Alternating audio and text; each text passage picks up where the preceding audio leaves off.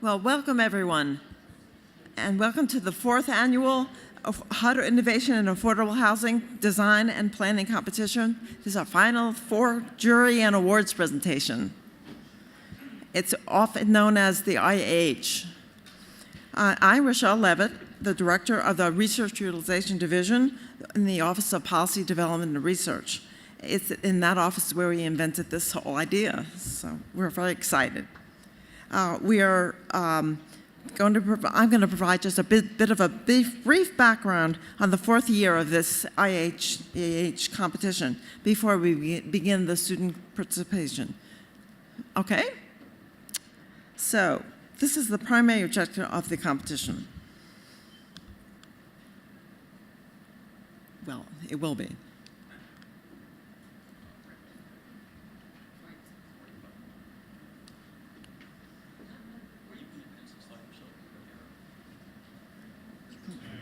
Oh, okay, well, no, that's...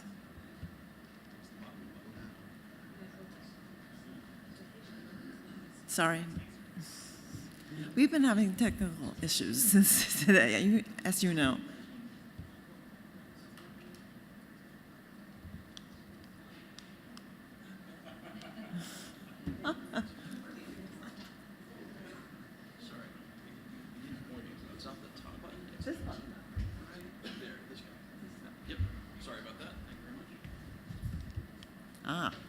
So each team is comprised of 3 to 5 people, and they each have a faculty advisor. We want to encourage innovation in affordable housing, raise the practitioner information and future practitioner capacity, and foster cross-cutting teams in design and planning.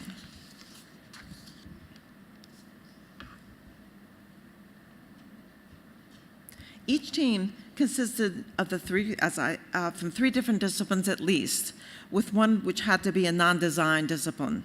For example, the students on our teams represent a variety of fields, including architecture, urban planning, social work, engineering, real estate, and others. They are asked to illustrate different solutions in 5 general areas, and they're listed here. We requested real-world projects each year, and this year, the Cuyahoga Metropolitan Housing Authority in Cleveland offered to be our sponsor of this program. The student teams developed new construction or gut rehab of a family housing development called Woodhill Homes. Woodhill Homes is a rad property, is one of the oldest public housing developments in the country. As such, the site requires major upgrades, as the students know from being there.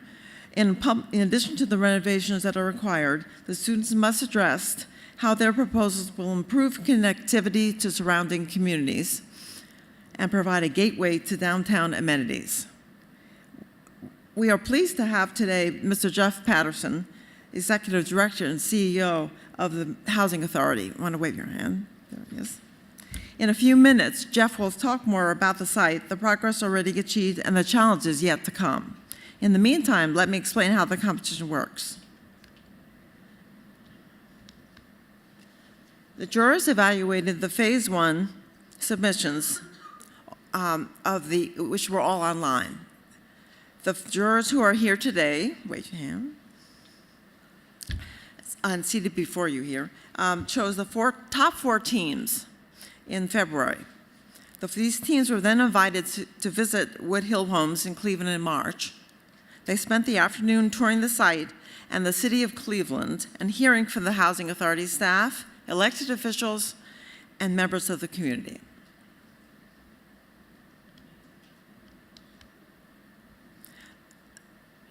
The 4 teams are before you that were selected as the final 4. They are, and I won't read all their names, obviously, but you can see before you who they are. You want to wave?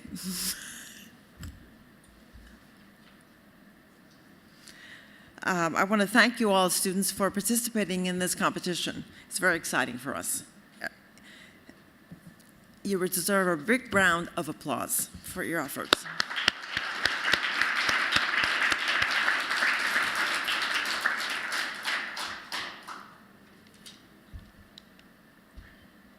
And this is a list of the jury. And I'd like to take a minute to thank all of them and they're here today and sitting before you. They are Michael Badakin, President of the National Housing Trust. Why don't you just stand up for a moment?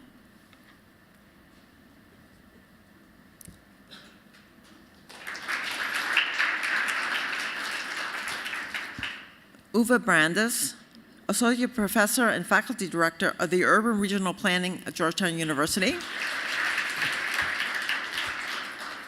Linda Mandolini, President of Eden Housing. Joe Riley, President and CEO of the Community Development Trust. And a special thanks to our head juror, Beverly Bates, Senior Vice President of Development and Community Builders. So let's give one final round of applause to our jury.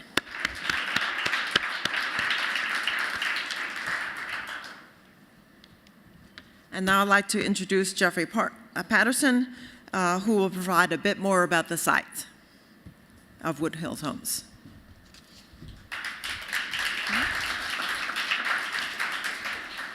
Thank you. Good afternoon, everyone. Come on, good afternoon, everyone. All right. This is exciting. Like she mentioned, my name is Jeffrey Patterson. I'm the Chief Executive Officer of the Cuyahoga Metropolitan Housing Authority in Cleveland. And let me say, I am very proud and very pleased to be a part of this competition and to see these outstanding students put together what I believe are going to be some tremendous presentations. So I'm going to clap for you early, and I'm going to clap for you often. The Cuyahoga Metropolitan Housing Authority is the oldest housing authority in the nation. Though New York, Atlanta, and others may attempt to say they are, we are. Ohio was the first state to accept the charter to create housing authorities. Cleveland was the first housing authority to be chartered, and Ernie Bone was the first, who is known as the creator of public housing, was the first CEO of the housing authority in Cleveland. So if you did not know, now you know for that.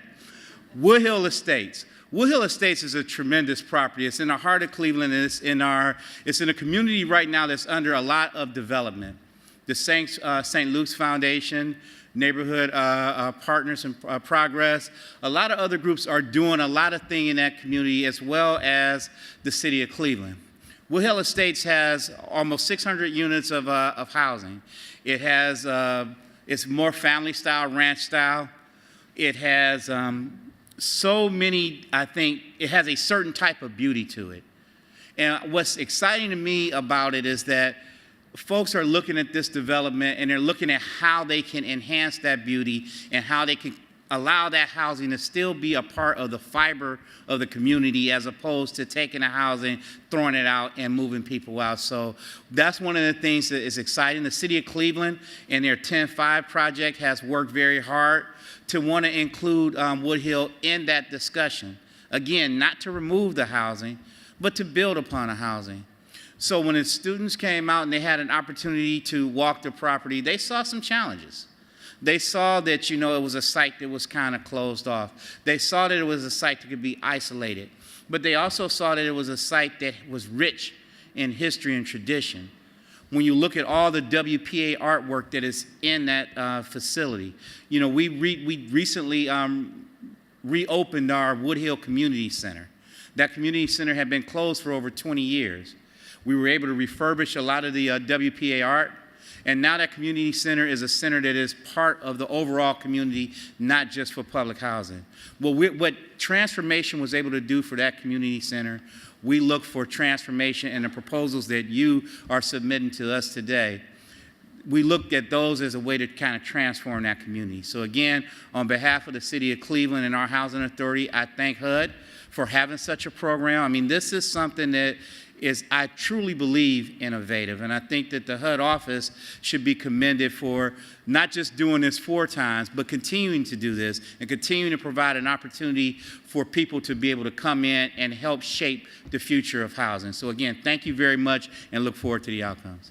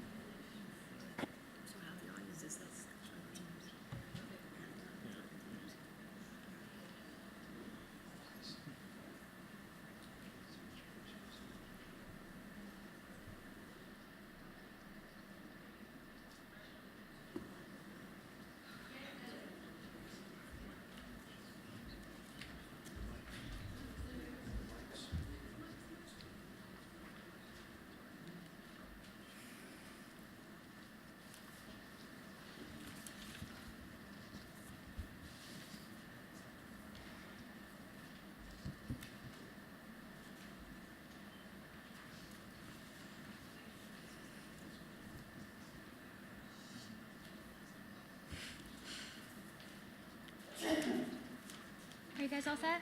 Okay. A zip code is not just about geography. It can also be a life sentence for children living below the poverty line. This was once said by former HUD Deputy Secretary Ron Sims. Our vision plan for Beyond the Threshold will address the zip code paradigm at Woodhill Homes through community empowerment, sustainability, and connectivity. Social service provision hinges on resident-led programming and avenues throughout the design that empower residents to personalize their environment. Sustainability includes an environmentally friendly site and green spaces to address health issues. Our definition of sustainability also encompasses a financial plan made feasible through long-term utility savings. As Surgeon General Vivek Murthy recently stated, Americans are facing an epidemic of loneliness and social isolation, which can be amplified within marginalized communities. Our design stresses the importance of physical, social, and technological connectivity.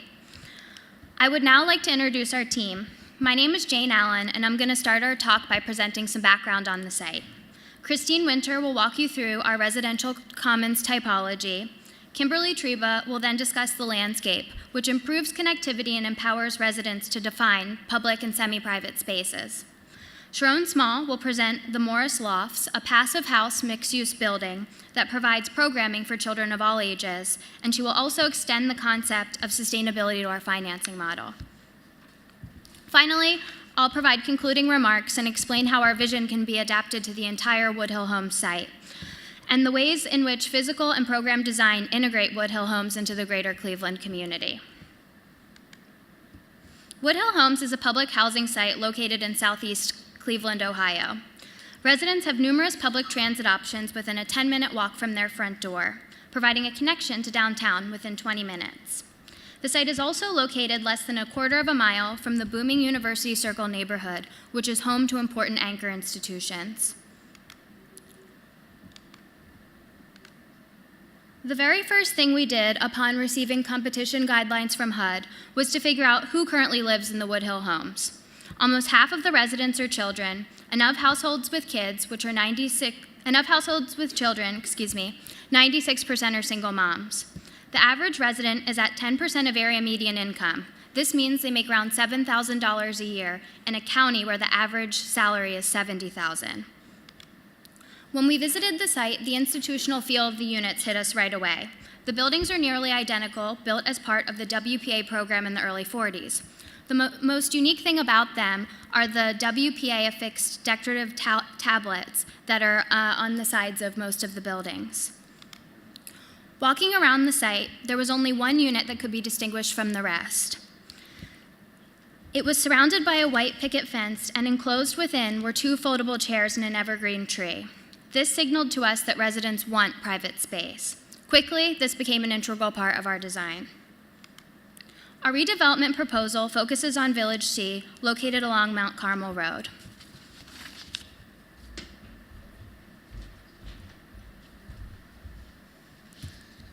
So as Jane mentioned, it has a very institutional feel when you're walking around Woodhill Homes. There's no differentiating the front door from the back door, one unit, or even one building from another. They are incredibly energy inefficient with old appliances and poor insulation, and our plan reaches to change that.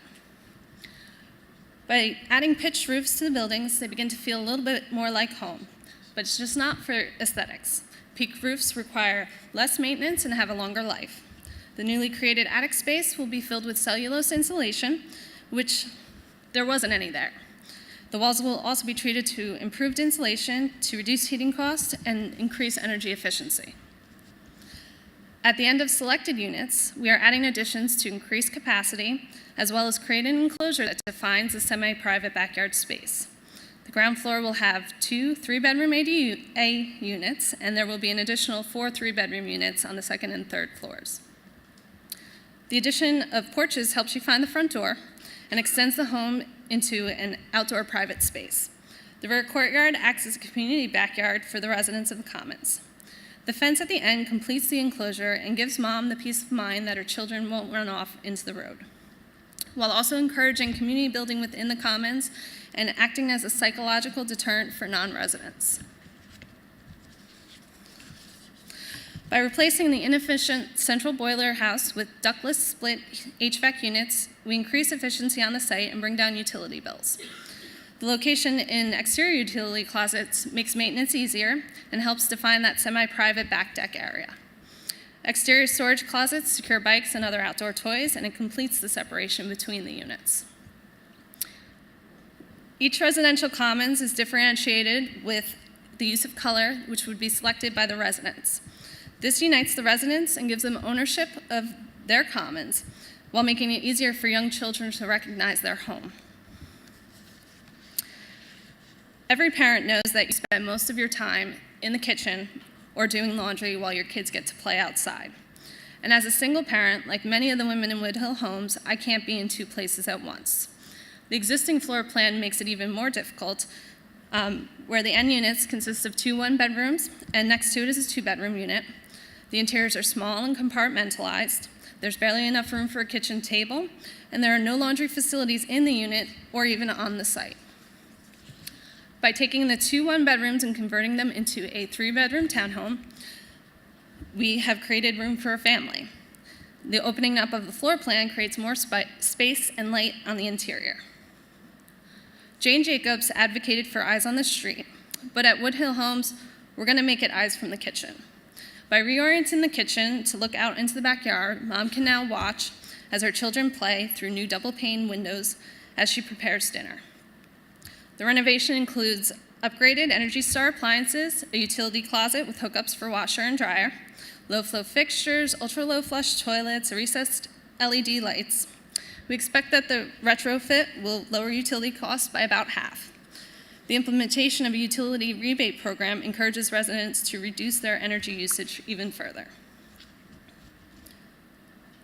Village C is located next to the recently renovated community center, playground, and splash pad. The gray building is the shell of a row home that is fenced off and unused currently. Village C is bisected by a narrow street with parking on one end. As part of our redesign, we are removing a unit on the end of these row homes as well as the boiler house. This allows for the creation of a shared street. The new additions more than make up for the removal of these few units.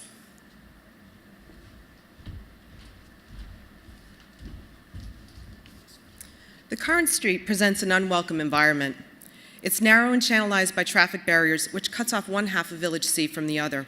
We make the street a unifying element through brick-colored patterning to visually knit together the community, and a wider road allows for limited parallel parking, increased pedestrian safety, and more usable space for tenants. Changes in grade and material distinguish the space from general thoroughfares, ease drainage issues, and provide traffic calming benefits. Significant elevation changes on the site make navigation and connection to the rest of the community a real challenge. We leverage the availability of this slope to create a community hub that will offer dedicated programming, services, and additional housing for Village C. And we're going to discuss this development in greater depth shortly. Currently, the spaces between the buildings serve merely as passageways with no place to congregate. The front stoops are simply too small for any type of seating. The central surfaces are either open and covered with asphalt and recreational surface material, or they're bisected by concrete walkways.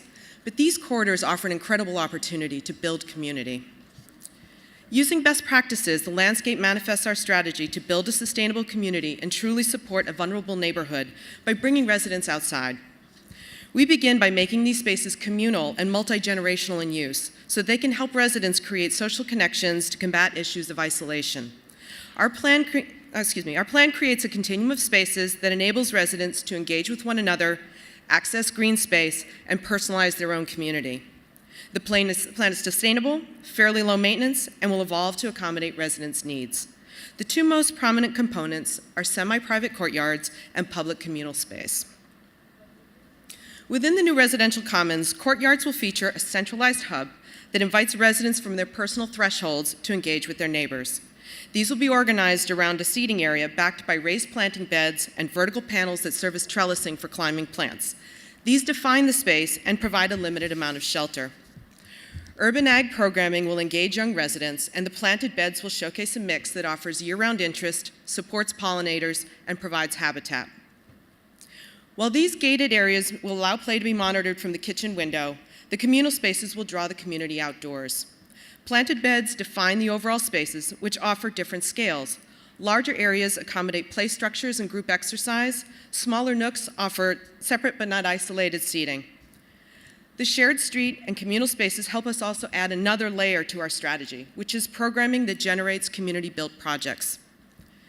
Cut concrete walkways and reclaimed native brick will add textural interest to playgrounds and open spaces throughout the site. Residents and area experts will collaborate to design mosaics in the spirit of the WPA tablets still affixed to most buildings. Community art has been shown to enable social change, and this program will build connections between Woodhill Homes and the local arts organizations such as the Cleveland Foundation and the Cleveland Art Institute. Throughout the New Village Sea, swales and rain gardens remediate and capitalize on stormwater for on-site irrigation. The sustainability measures also include reusing hardwoods harvested from the Woodhill Home site for fences, seating, and whimsical play equipment. Together, these elements create a community that is sustainable socially, environmentally, and economically.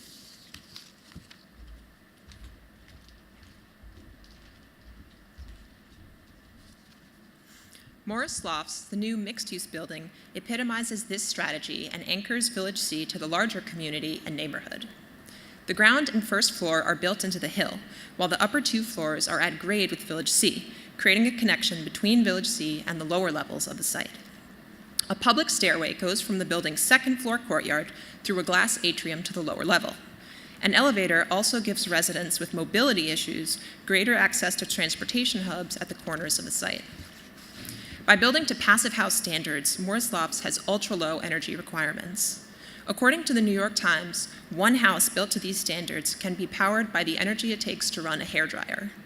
These extreme savings are achieved through multiple methods.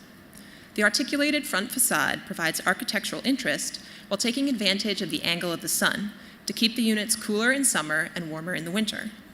Heavy insulation and tightly sealed doors and windows prevent heat exchange with the outside so as not to lose any of that comfortable indoor air. A living wall brings more greenery to the site while adding shade in the summer and light in the winter. Another sustainable measure implemented on the site is stormwater collection in an underground cistern for on-site irrigation. Finally, an energy recovery ventilation system provides heat recovery and brings fresh air to the occupants, as well as diluting indoor air pollutants and removing odors. All of these sustainability measures result in a lower reliance on the HVAC system and lower utility costs. In addition to its sustainable features, Morris Lofts offers innovative programming. On the ground floor, the Urban Workshop will teach young residents how to build fences and other non-structural components of the rehab. The woodshop will develop an interest in STEM by engaging kinesthetic learners and empower teenagers to take ownership and personalize each residential commons, just like the woman did with her white picket fence. On this level, the open-air parking deck also contains 23 covered parking spaces. The first floor contains a daycare run by a local nonprofit. The center will accept childcare vouchers and provide care outside of the 9-to-5 workday, since many low-wage jobs have non-traditional hours. The nonprofit will use the planting beds outside to administer a nutrition and gardening program, increasing children's exposure to fruits and vegetables. The rest of the building is residential.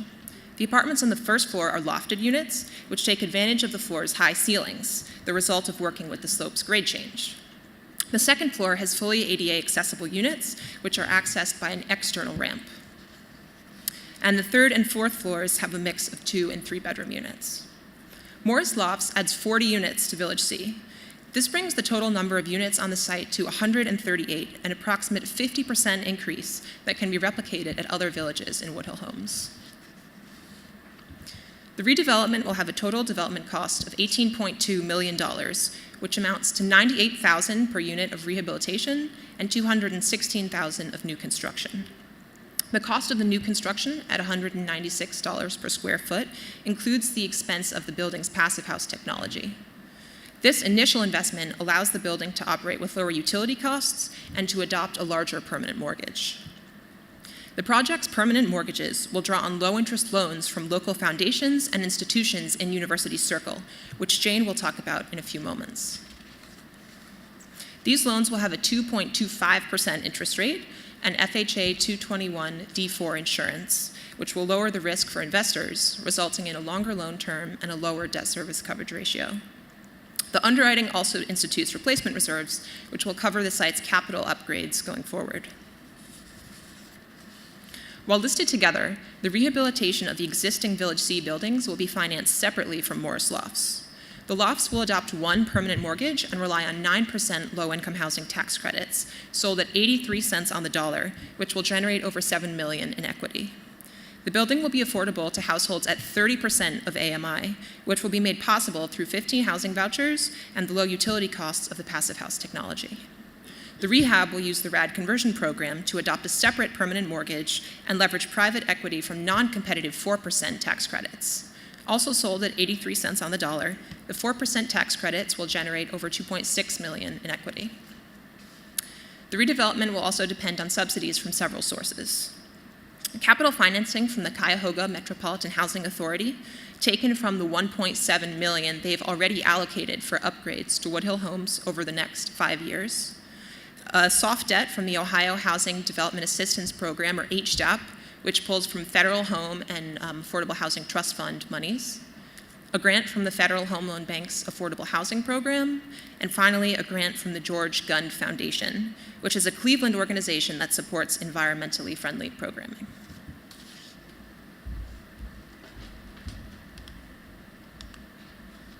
Our vision for Village C Beyond the Threshold can be applied to the rest of the Woodhill homes by preserving existing buildings and adding strategic new construction. Residential commons will expand semi-private individualized spaces by adding end units and fences. Here you can see our strategic new construction. Density will be added in mixed-use buildings to give new residents direct access to on-site programming and services that mitigate challenges caused by intergenerational poverty. These new buildings, like Morris Lofts, address a profound need for affordable housing among extremely low-income households. This is evidenced by the Cuyahoga Metropolitan Housing Authority's wait list of 19,000 families.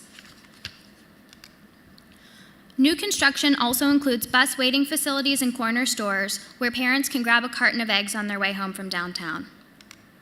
New crosswalks and sidewalk bump outs will upgrade pedestrian connections to the surrounding neighborhood, while internal footpaths and shared streets will encourage circulation within the Woodhill homes.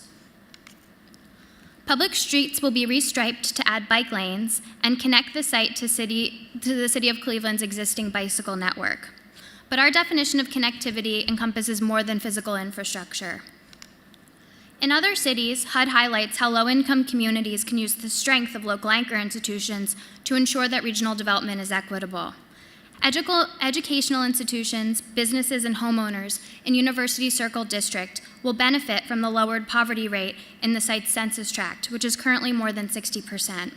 This is why, as Sharon mentioned earlier, we anticipate $6.6 million in low-interest loans from anchor institutions and foundations, which will be used to implement our vision. Home to important hospitals, universities, and museums like Case Western and the Cleveland Clinic, University Circle District has grown by 4,500 jobs in recent years. We will hire a full-time program coordinator with support from the Cleveland Foundation, who will establish formal relationships with anchor institutions and bring to life a Career Pathways partnership. This is modeled on the success of the West Philadelphia Skills Initiative, and this program will train residents for jobs that are currently available in University Circle. To support the professional growth of tenants on the site, we also budgeted to offer internet access that's free to residents on the site. During our visit, we heard city officials and resident services staff mention that existing benefits are vastly underused by eligible residents. To ensure the Housing Authority is not investing in redundant services already offered by the city and the county, we will pay a handful of tenants hourly to learn how to navigate the city benefits system. Through this Train the Trainer program, they will hold meetings on the site to communicate what's available right now and how to sign up. Because people are far more likely to follow guidance from those they trust, this peer training program will ensure residents use existing supports and also strengthen social ties among neighbors. So our plan, we focused on community empowerment, sustainability, and connectivity. To personalize the environment, teenagers will build fences of the residential commons, and community-driven public art will define the common spaces. In addition, the Train the Trainers program that I just mentioned will empower residents to lead social service programming. But sustainability encompasses energy efficient design and an environmentally friendly site, which result in long-term savings and a feasible financial plan. The design also stresses the importance of connectivity. In a physical sense, our landscape... Okay, thank you.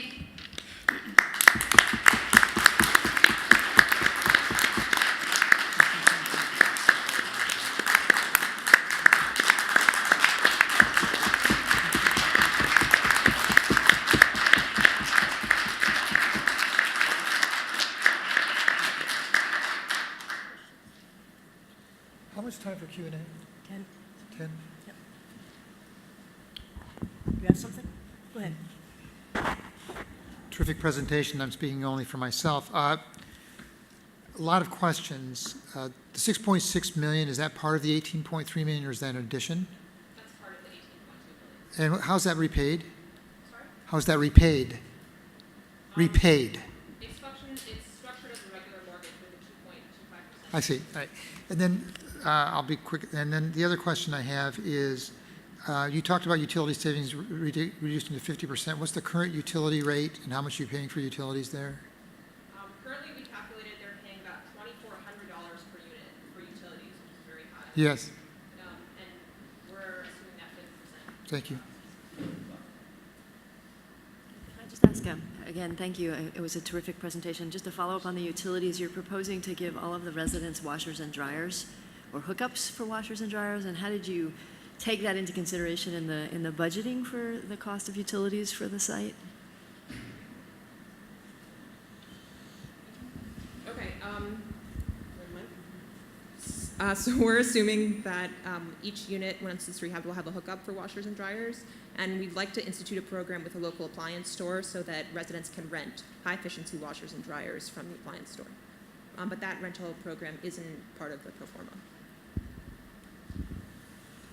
Michael speaks for me as well. I thought that was, excuse me, terrific. In the weeds, why did you decide to build in a 4% phase instead of doing it all with 9% credits? We thought that was more realistic. We liked the idea of not having to compete in a competitive funding round, and especially because we wanted a plan that could be applied to the other aspects of Village C, we thought 4% just made a lot more sense in this context. And on the bigger picture front, did you look at a tear down and rebuild all alternative, and how did you weigh the alternatives if you did?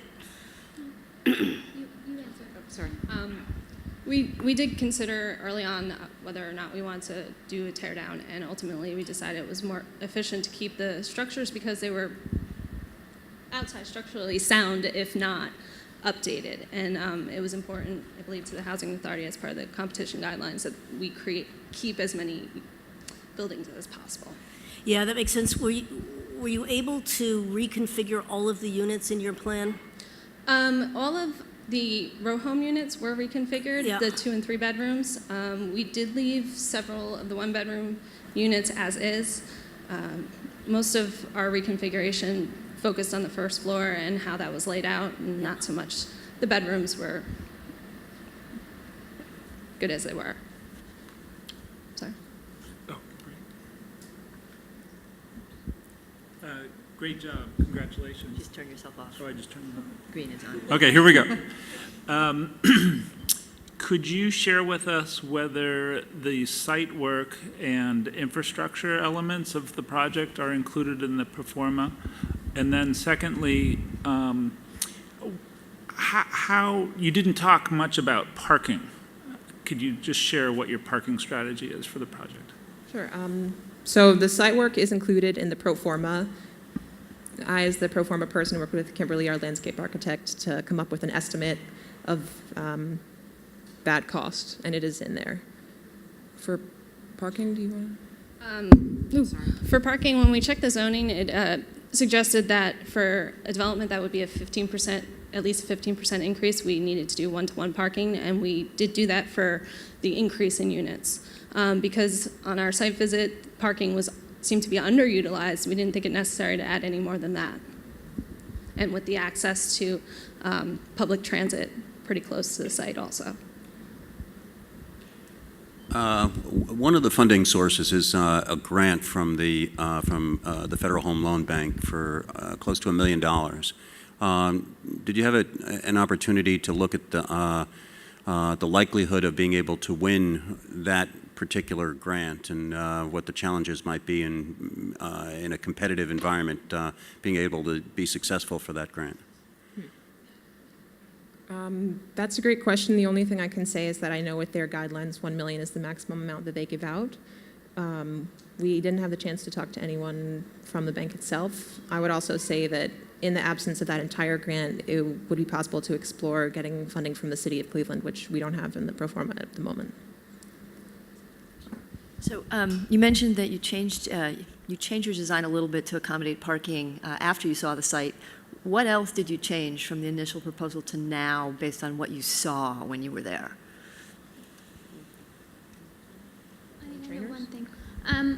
We did change the social services quite a bit. I grew up in Philly and I've heard from the city of Philadelphia that existing services are vastly underused in my city as well. And so when I heard that in Cleveland, that stuck in my memory. So we definitely did not add any additional services that we were considering after that point, and instead focused on the Train the Trainers program. I think that landscape changed. I mean, the landscape changed quite a bit. One of the things that struck me were, in fact, the use of traffic barriers to kind of cordon off certain areas, and I think part of it may have been for parking deterrent, but in my opinion, a 2-foot-tall creeping juniper will be just as effective, and it's much more attractive. So I did add a lot more green to the space than I originally planned on. I was struck by the fact that most of the plants on site were basically limbed up trees, so you had the whole landscape basically open, and I think that that was a significant impetus for my design change. Oh, and the public art as well. You know, as we were driving around the neighborhood, we did see a lot of murals, and knowing that there are national organizations like the Community Built Association, the Global Mosaic Initiative as well, that these are really good at enacting social change and getting communities engaged and creating community because they're building that together. That was something that we really felt important to add. Off. How is the Train the Trainers program truly sustainable? Do you mean financially? And operationally? Operationally, they have resident service staff currently. It seems like the majority of their workload is the Family Self-Sufficiency Program. So people who work in resident services would train a couple of people on the site who would then make an hourly wage to hold kind of community meetings. So I guess it would be dependent on there being residents that are interested, and that I think would kind of create a sustainable or unsustainable situation, but we're hoping that people would be interested. Michael? Just one final peccadillo. You know, the new construction was 3 stories, and the other was 2 stories, and one person, I forget whom on this panel, when we were considering your proposal, said, would that create a barrier to the outside community by creating a 3-story versus a 2-story? Do you know why you did 3 versus 2 on the new construction? We considered taking all the buildings up at one point, and looking at the zoning, the buildings are actually pretty short to begin with, I think topping out at 24 feet, so they're not very imposing, and we felt going up another floor would be okay and wouldn't. But do you see why it might create a barrier to the outside community because it has that 3 on the one side, right? Oh, yeah. Yeah. Yeah, because there are such huge hills on the site, building into the hill I don't think would create a barrier. Instead, we think that it would increase connections, especially for people with mobility issues, because there are steps and ramps and also elevators where now folks who in a wheelchair would have had to go all the way around now can go through the building to access transportation at the bottom of the site. Thank you. So due to the grade changes, we do not think it blocks off, but rather it connects the site. Can you talk to me a little bit about your rents? I believe you said the rehab units would all be supported through RAD Section 8. And then what about the rest? So the rehab units are RAD. The new building could go up to LIHTC rents, but we've underwritten it at 30%. And again, we're assuming the Housing Authority can set aside 15 vouchers, and the low operating cost because of low utilities and because there are a lot of units altogether makes those 30% rents feasible. How did you model your utility costs, given all the energy efficiency measures you've built in? So we talked to an architect who's done both affordable housing and passive house, and he gave us the estimates for the 50% reduction on the rehabbed units from their existing level, and an estimate of about $60 per month in utilities per unit in the passive house. And that's where those numbers came from. Great. What do you like best about your plan? My favorite thing about our plan is that we increase density on the site, but at the same time really prioritize creating connections to the more affluent neighborhoods surrounding it. So we think we're able to hit those two really important notes. Thank you, ladies. Awesome work. Thank you.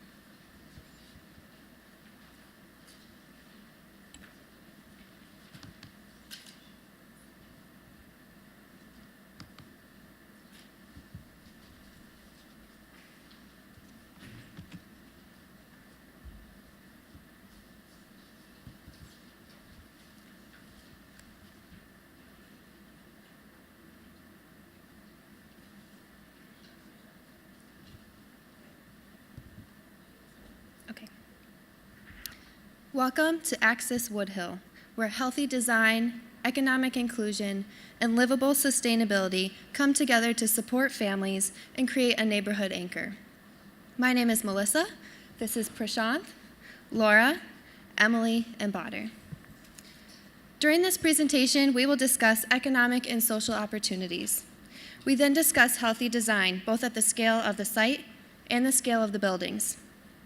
Next, we discuss livable sustainability.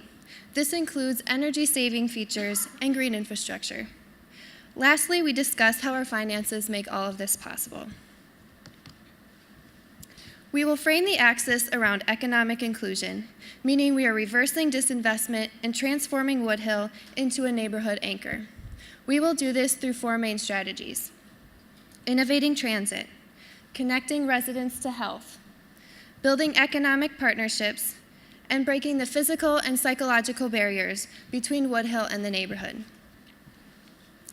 To innovate transit, we propose rerouting existing bus routes through the site, which is seen in the map on the top right. This prioritizes access to social services and creates more exposure for our commercial spaces. We also propose 2 car share spaces to give residents an affordable alternative to owning a car. This helps reduce the parking requirement, and memberships for car share will be subsidized by cash surplus. Commercial space also promotes economic inclusion. One of the 2 commercial spaces connects residents to health through a women's wellness center. This center will provide preventative health care and mental health counseling. The center also allows residents to access the resources of Cleveland's growing health sector. Potential partners for this space include the Cleveland Clinic and the University Hospitals Cleveland. The second commercial space will build economic partnerships through a grocery co-op. The cooperative business model allows residents to generate wealth and save on groceries due to cooperative purchasing. Member shares for Woodhill residents could be subsidized by cash surplus, and it provides employment opportunities for residents. Potential partners for this space include local CDCs, the city's Department of Economic Development, and planning initiatives like the Greater University Circle Initiative. All of our strategies so far promote economic inclusion and break down barriers between the site and the neighborhood. To do this further as a longer-term strategy, we propose reconfiguring this site to connect better to the larger street grid, as you can see in the map on the bottom right. Providing more street front gives more opportunities for commercial space, turning Woodhill into a true neighborhood anchor. Now that we have a clear picture of the social and economic opportunities on site, I'll turn it to Prashanth to describe how these features translate into healthy site design.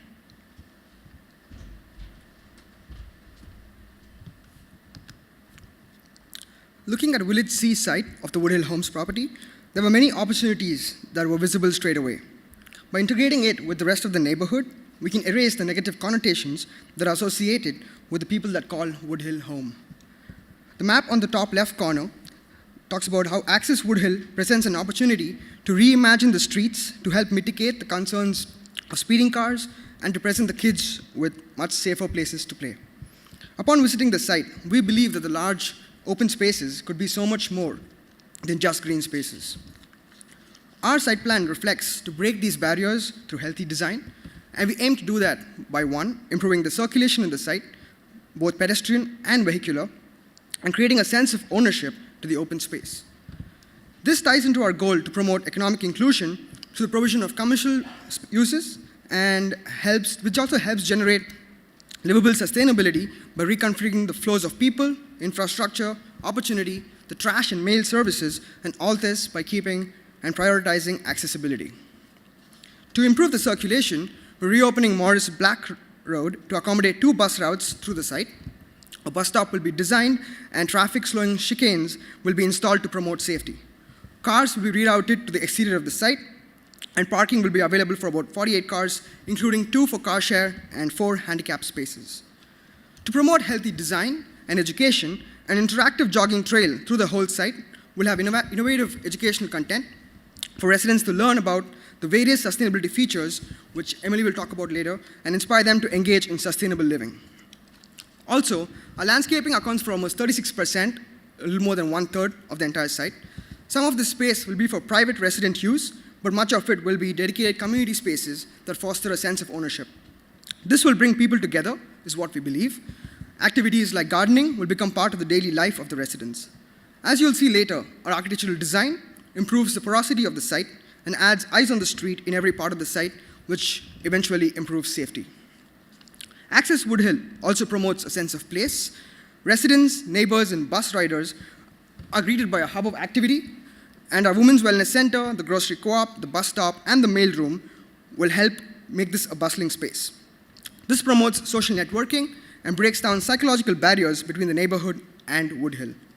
Last but not the least, we promote livability by relocating trash and mail to more convenient, comfortable locations. There will be 2 trash locations at the edge of the site, making it easier for residents, and mail will be located indoors. We're also emphasizing accessibility by connecting the whole site via sidewalks. Access Woodhill is not just a one-stop solution, but involves a collaborative and robust proposal to promote innovation in every step of the way. At this very exciting juncture, I want to turn it over to Laura to talk about the architectural design and show us how innovation is at the heart of Access.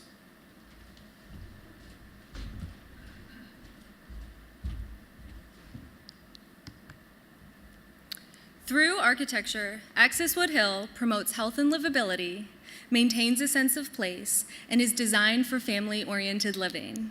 We provide an innovative technique to the architectural transformation of Woodhill with the creation of 4 typologies that can be tested here in Village C, then transferred to the rest of the site. After analyzing the site, we decided to keep a majority of the existing building stock to maintain Woodhill's identity, lower the environmental impact of the project, and to allow the budget to go further. The remaining units will be fully renovated to increase their energy efficiency and livability.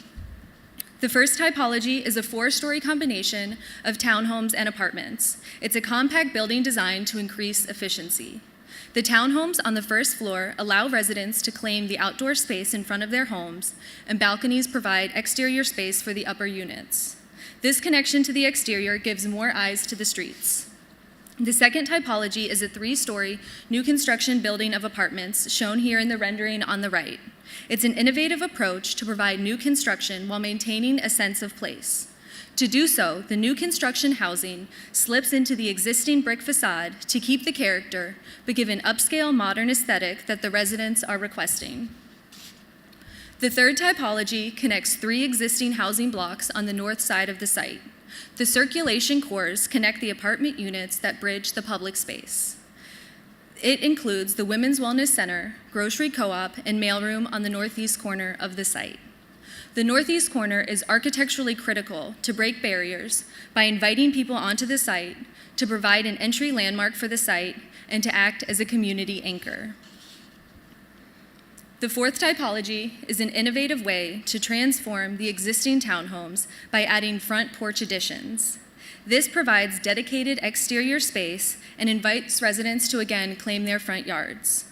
This promotes community through engagement opportunity and increases the eyes on the community space. It's an inexpensive technique to improve the livability of the existing townhomes. These 4 typologies can populate the rest of Wood Hill to act as an overall site improvement strategy that maintains the character and continuity of the whole site. The materials we selected are modern to respond to the requests of the residents, durable to have a long life cycle, and easy to maintain and replace. They are similar to other materials used on CMHA projects. Here is a sample floor plan from the Typology 3 building. Each unit is designed to be family-oriented by including high-efficiency washers and dryers in every unit, dedicated exterior space, entries with coat closets, and an open floor plan. They are 10 to 20% more square footage than the stated project minimums. Now that we know the details, it's time for us to experience Access Wood Hill. Hi, welcome to the new Wood Hill. Our family loves the new amenities that we have here at home.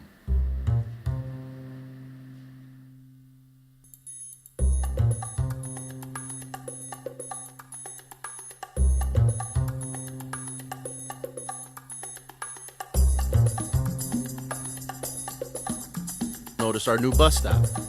It's made commuting downtown so much easier. We have the co-op, so it's much easier to get groceries now. And my wife and kids are eating much healthier since the co-op was added just close by. We also really love the Women's Center. My wife goes there for routine checkups and even mindfulness classes.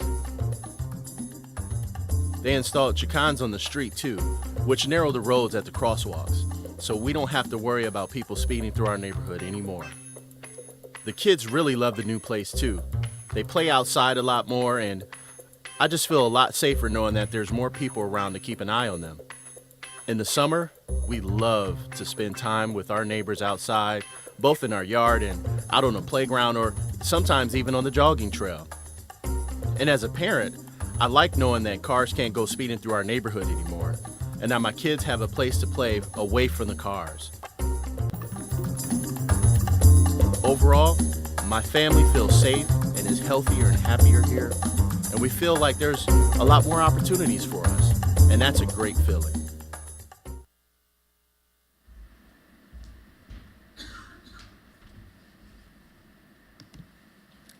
So hopefully you were able to get more visual insight into Access Wood Hill. Public housing across the country have worked hard to support its old infrastructure, often resulting in high maintenance costs. To change this, we promote livable sustainability that will not only improve the aesthetic quality of Wood Hill homes, but will also help reduce the energy costs, as well as help the project remain functional well beyond its initial financing term. Though we are reducing the energy costs, we will make sure we do not sacrifice the residents' comfort. First, we promote sustainability using green infrastructure, such as bioswales, rain gardens, permeable pavement, and cisterns that will help reduce the stormwater runoff and erosion. These features will also be enhanced by the native plants and trees as an amenity that all the residents can enjoy. When it comes to low-impact materials, we will use no VOC as well as low-emission and recycled materials to reduce our environmental impact and promote the residents' health. We provide many opportunities for engagement to occur outside of the home and into the outdoor community spaces.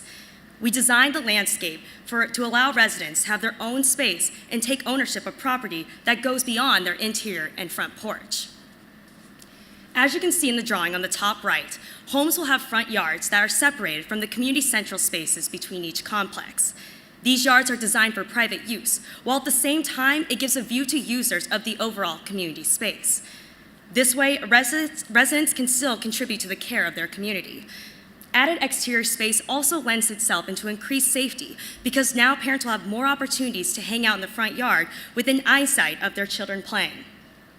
More eyes on the street and monitoring of space will help create a safer environment for Woodhill homes. We'll encompass energy efficiency by using energy-saving features, like you see here highlighted in the diagram. These features include spray foam insulation, energy-efficient windows, solar panels, Energy Star lighting and appliances, like the washers and dryers that will be in every unit, as well as low-flow fixtures. Each of these features will help reduce the energy cost overall, as well as create a long-lasting infrastructure for the future of Woodhill. We also preserve the character of Woodhill by keeping things like the beautiful artwork you see here on the building. This ties into how we promote innovative design, not only through sustainable practices and materials, but by also making these features visible within community spaces. Residents will now have more educational opportunities to learn about sustainable living, as well as help them take ownership of their own space. Next, to tell us how all these features are possible, I will hand it off to Badr, who will explain our finances.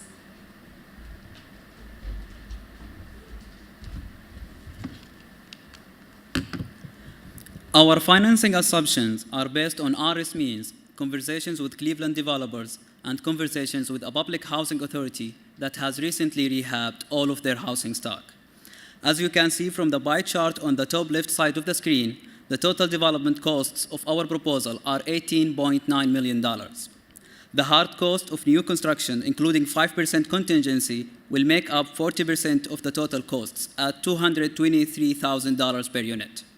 The hard cost of rehabilitation, including 10% contingency, will come in at 30% of the total costs at $81,000 per unit. We are financing our proposal with a combination of 9% LIHTC, a HUD 221 loan, a soft loan from the Ohio Housing Finance Agency through the Housing Development Assistance Program, a grant from the Federal Home Loan Bank, and a CDBG grant from the City of Cleveland. We excluded all the costs associated with the development of the Women's Wellness Center and the grocery co-op from the eligible basis for LIHTC. With 100% of the units dedicated towards affordable housing, along with the 30% basis boost that comes from being in a qualified census tract area, and the syndication price of the credits at 91.5 cents, we were able to get $15 million in LIHTC equity, which will fund 80% of the total development cost. As you can see on the top right side of the screen, we have broken down the 15-month construction period into two phases in order to reduce displacement and to generate income which will allow for additional loan payments during the construction period.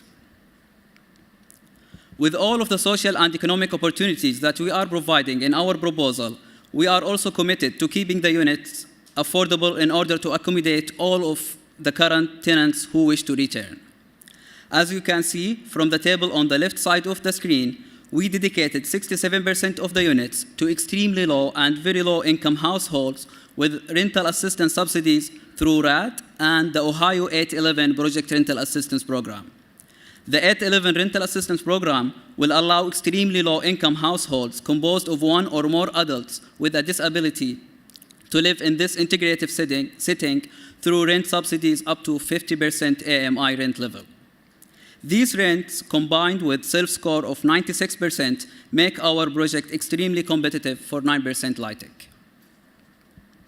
Moving to the operating statement on the right side of the screen, you may notice that the energy efficiency features will reduce the operating expenses by 10% from the current operating expenses, mainly through savings on utility costs. Having lower operating expenses will help maintain affordable rents even beyond the 15-year period of LIHTC compliance. Although installing these energy efficiency features increases the development budget, by the end of year 9, we will save enough in energy costs to pay back the $700,000 that we spent on energy efficiency features during the construction period. Also on the operating statement, you may notice that we are getting a cash surplus that is not heavily dependent on the commercial income. And the line graph on the screen reflects that very clearly. So basically, as a way to promote economic inclusion, we are leasing the commercial space for an affordable rent of $12 per square foot per year in order to attract tenants to the site. Finally, to further promote economic inclusion, the cash surplus could be used towards subsidizing co-op and car share membership and bus transit for residents. Now, I will hand it over to Melissa to conclude.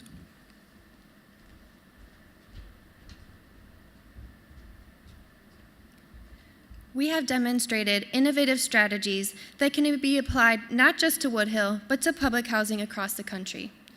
One of those innovations is the way we've created a flexible strategy with 4 building typologies that can be adapted across the entire Woodhill Homes development. Most importantly, however, we've designed a strategy that transforms an isolated public housing site into a hub of economic activity that is integrated with the neighborhood. This model of integration and the use of housing subsidies to fund social services and business development are especially innovative. Together with our 3 pillars of healthy design, economic inclusion, and livable sustainability, we are confident in Access Woodhill's ability to transform the neighborhood, Cleveland, and public housing nationwide.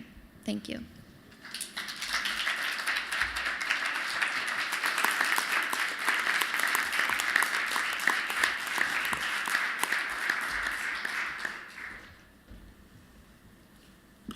Who's up first?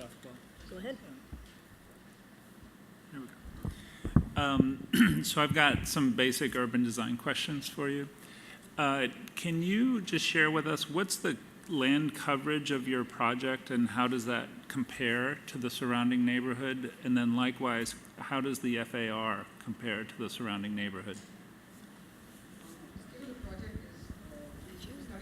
Could you use the mic so we can hear you? Thanks. Sorry.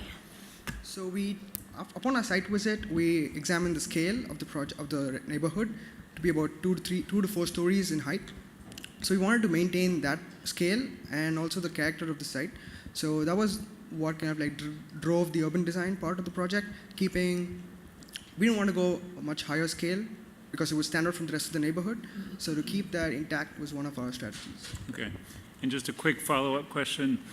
When coming up with a development program for the project, did you consider other more market-oriented uses? When formulating the development program for the project, did you consider other more market-oriented, non-subsidized uses? Yeah, so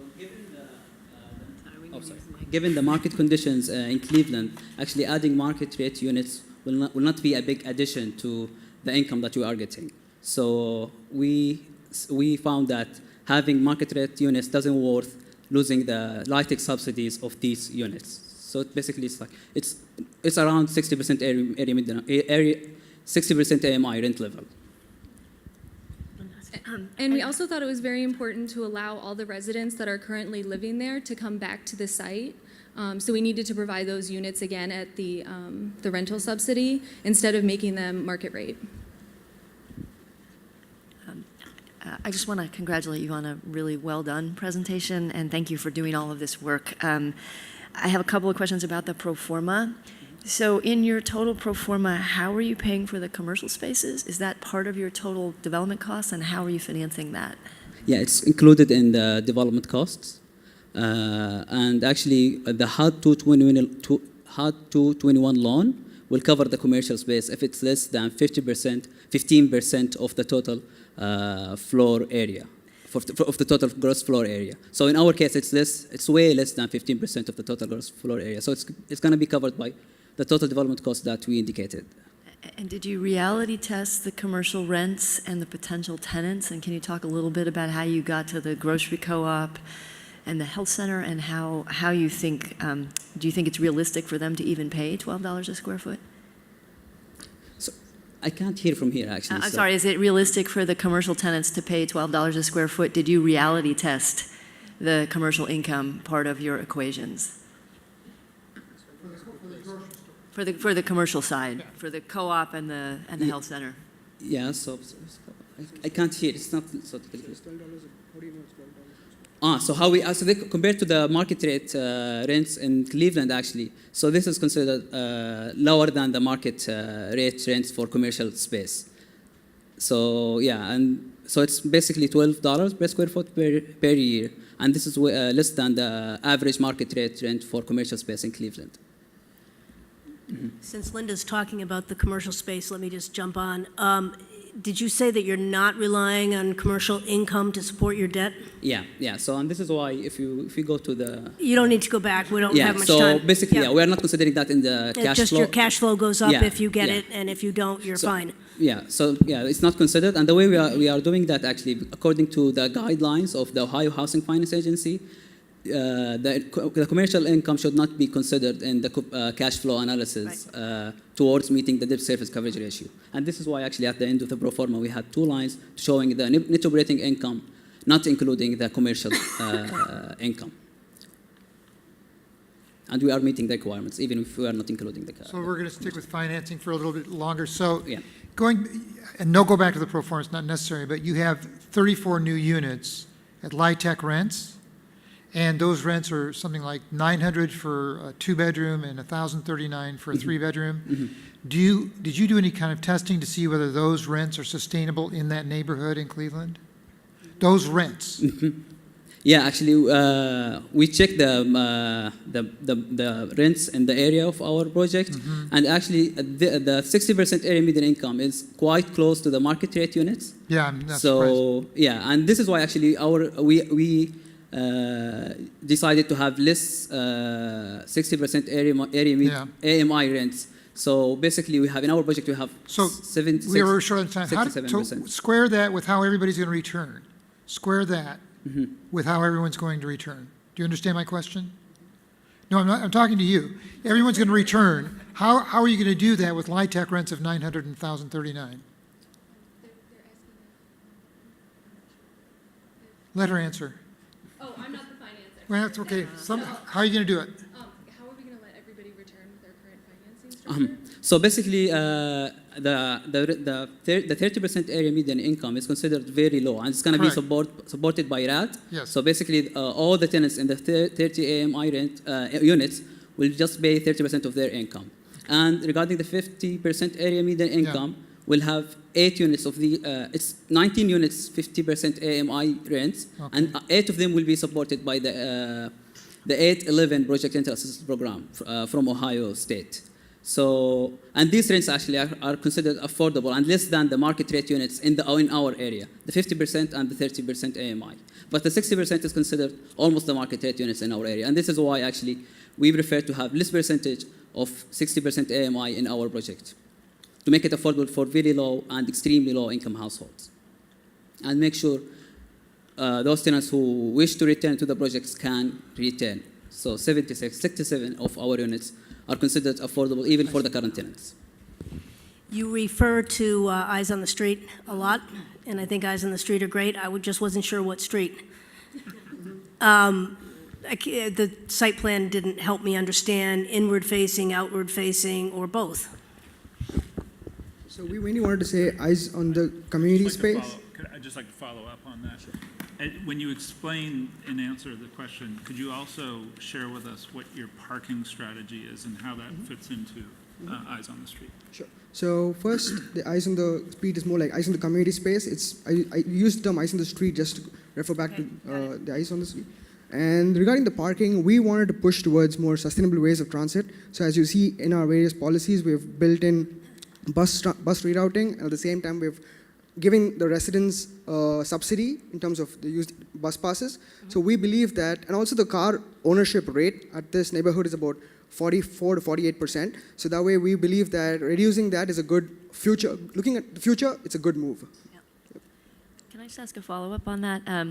Did you reality test the car share location and a company that might actually put the cars there and run it for the Housing Authority, or were you expecting that the Housing Authority would own those cars and run essentially their own car share service? So we were looking at having a company, for example, like Zipcar, to take it because we're also subsidizing the shares of that in the way the grocery co-op kind of like be back into that.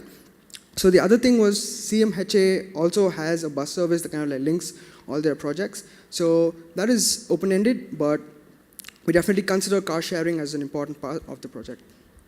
And this is actually part of the commercial income that we are getting. So actually, we are leasing we are renting 2 parking space for those car share company to come in, and it's almost $3,500 every year from the renting fee, parking fee of that. Just a follow-up, did you ask the Housing Authority if they have car share on any of their other sites? Has car share done this? I've had a personal experience where they won't go to certain neighborhoods, and so I'm curious about whether the Housing Authorities had this done successfully somewhere else. Well, we're not sure if they have it elsewhere, but we saw that they have this bus that kind of like helps residents to reach spaces which are pretty far away, and we thought that is a good amenity to have in the site, and if the finances actually help that, we believe that looking at the future, it is a good solution. What's your favorite part of your project? Quickly. Social sustainability. All right. We believe in people and how people make sustainability last longer, not just materials, because that's the future. Thank you very much. Thank you. Nice job.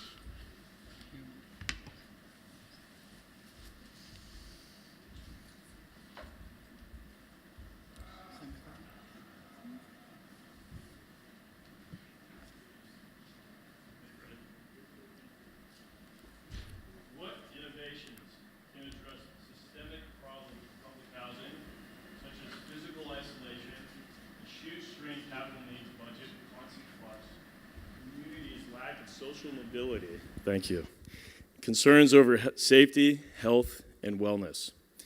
Ladies and gentlemen, and esteemed judges, my name is George. This is Will, Teg, Matt, and Ronnie, and we are the NYU Columbia team.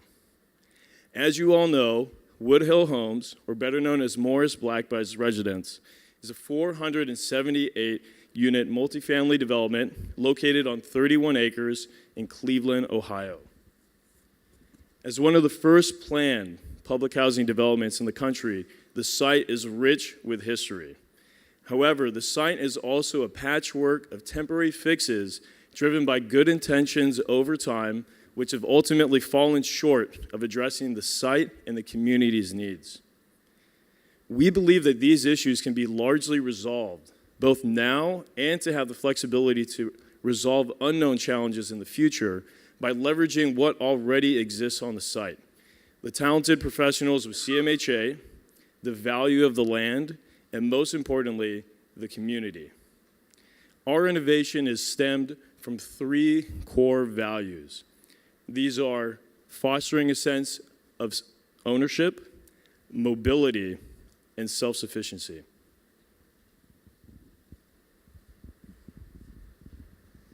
Woodhill Homes is a master planned superblock development that is isolated from the surrounding neighborhoods. Furthermore, the topographic condition makes circulating and traveling through the site challenging and, quite frankly, confusing. While our design intervention focuses on Site C, as the design prompt suggests, we believe that it's crucial for us to address the larger urban design character of the site. So we've included a variety of urban design changes that reconnect the site at large with Cleveland. The first includes adding new streets that reconnect the site with the existing urban fabric of the surrounding area. These streets allow us to recompose the site according to a perimeter block typology. This perimeter block typology allows us to create interior courtyards that increase the gradients between public and private outdoor space. They also include amenities like playgrounds, gardens, and additional parking. One of the most challenging topographic features of the site is a large sloping hill that is unused and quite frankly dangerous. We've turned that into a public park that invites the surrounding community in and activates the site on another level. The perimeter blocks are perforated for both circulation and sight lines, creating an additional safety feature as people circulate through the neighborhood. To further connect the site to Cleveland, we've addressed 2 unsafe street conditions, including on Mount Carmel and Morris Black, by including an additional expanded bike path.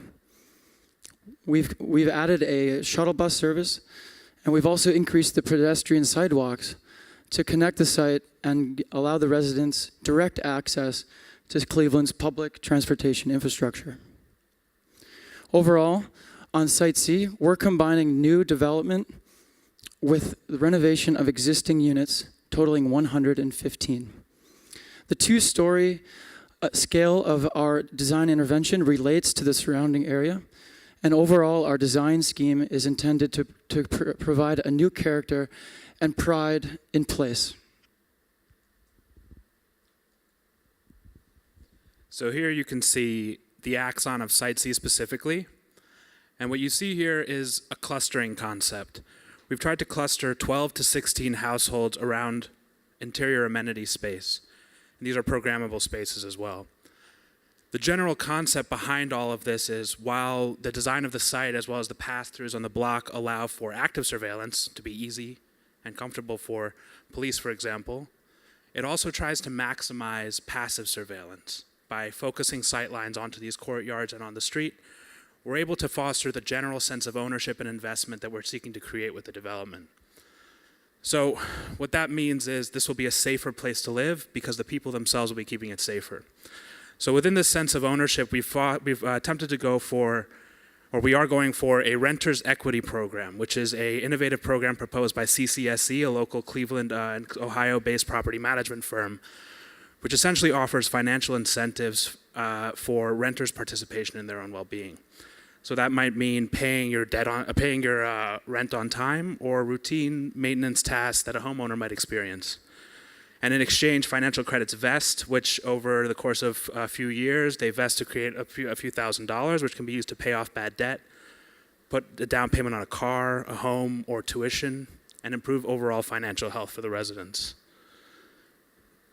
Furthermore, this feeds into a larger community governance structure where community meetings actually mean something, where the residents, thanks to the unrestricted cash flows of RAD, are able to say, we'd like to hold a party. We'd like to, this playground, we don't need it anymore. We need it to be different. And to have the ability to say that and actually make that matter. So we've taken this approach of community-led initiatives to sort of defy the conventional planning of the past 100 years, which has been a top-down approach to poverty reduction. One of saying that the government will teach you how to take care of yourself, and that stigma lives on until today. It lives on in the design of public housing, one that we're also defying. So what we've created on the corner of Woodhill and 110th Street is a wellness center. And it's off of Site C because this is a major thoroughfare, and we believe that bringing a grocery store and health center and bringing the traffic there can lead to an economic development effect that not only creates jobs, but it stimulates private investment along this major thoroughfare of Woodhill Road. So first in this is addressing the food desert issue. Giant Eagle, the local grocery store, is closed down. And so we've studied a few case studies on non-for-profit groceries. In particular, we did extensive case interviews with Daily Table, a Dorchester, Massachusetts-based not-for-profit grocery store. And we also believe that this is an excellent hub and spoke model for this grocery store. So it provides below-market nutritious food, but it also provides prepared food in a commissary kitchen, which not only employs people from within the community, but most importantly, it creates an alternative for working parents to fast food. Secondly, this is all in addition to an informal social space like a coffee shop, a not-for-profit coffee shop. And on the second floor, is something even more innovative, which is the Preventative Health Center, based off of Sarah Redding, an Ohio-based Pathways Community Hub model. We established this through extensive case interviews with Mount Sinai in New York. And essentially what this is it's a hub model. So this is the community hub, which connects the local community to other preventative healthcare services. Health is one of the very few proven, researched issues that low-income communities face. That could be that you're one day away from losing your job, or that one sick day away from losing your job, or that the kids are less able to access school because they have more sick days than their peers. So the Preventative Healthcare Center is essential, but providing it is not enough. You know, we consulted with Urban Smart Growth, a ULI consultant, and what we found is that wellness centers need to be programmed with the community in mind and with the community as an active buyer and buy-in. So what the Pathways model of Sarah Redding is a community health coach model, much like City Health works in New York City, which employs people from within the community to create fitness classes or create or organize events to encourage, blood work or sexual health prevention or other events, and try to make it come from your neighbor, not from the government, and remove the stigma of the government telling you, come here and we'll teach you how to live. So most of all, the overall thesis here is that the community itself should be behind its own betterment. It should not come from the top down. We should not be programming spaces for a certain prescriptive use because we will always be wrong and we will never do it as well as they can. And in order to do that, it requires empowerment, and that's what we've attempted to do here. Our main goal was to create a secure. Our main goal was to create a secure environment that conveys a sense of ownership. We did so by removing the circulation from the interior of the building and placing it at the exterior so it acts as a passive surveillance tool. We believe that it is important that people in adjoining building and spaces are able to see what is happening in their area. The direct and indirect presence of other people both discourages a criminal act and increases sense of security, which in turn encourages more people to use the space.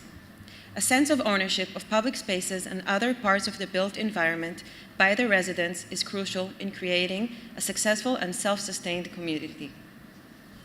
A community where individual members care about their urban spaces, about how they are and what happens in them.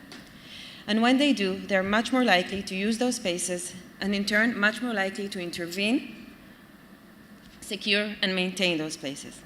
Therefore, a crucial element of our proposal, both for the rehab portions and the new unit, are these enclosed terraces. With the enclosed terraces, we aim to achieve not only an additional thermal barrier, but also a flexible, customizable space that acts as a middle ground between public and private spaces, as well as a lookout point where residents can provide eyes on the street.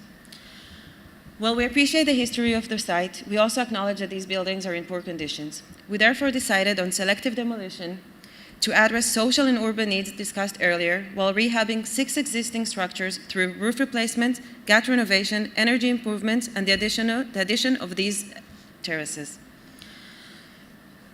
For new units, we made a decision to use modular construction with the purpose of cost, quality, and displacement. Producing housing off-site allows for higher quality, better insulated, and easier to maintain construction. Modular construction is the only construction method available that allows building construction and site work to proceed simultaneously with a faster schedule and without sacrificing safety or quality.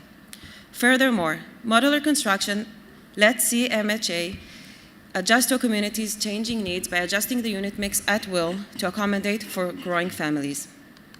In our design, each module is 12 feet by 38 or 450 square feet roughly. We proposed 2.5 modules to create a 3-bedroom unit, 1.5 modules to create 1-bedroom unit, and 2 modules to create 2-bedroom unit.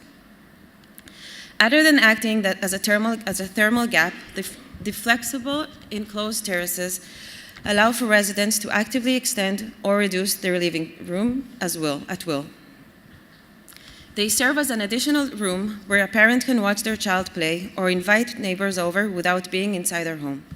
It is important to note that these terraces will not act as the unit's main entrance, but rather each unit will be accommodated with a secure entrance vestibule.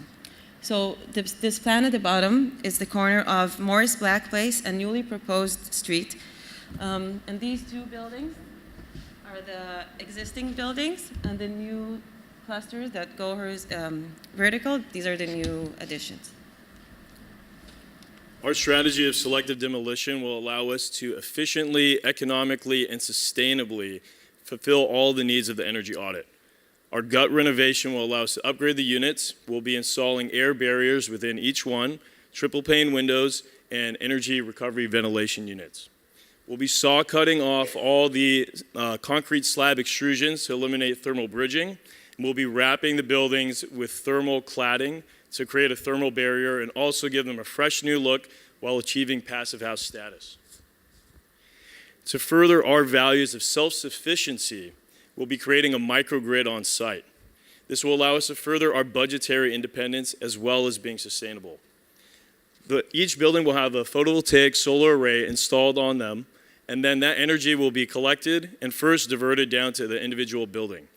Any leftover and all remaining energy will be sent to a master lithium-ion battery storage on site for later use.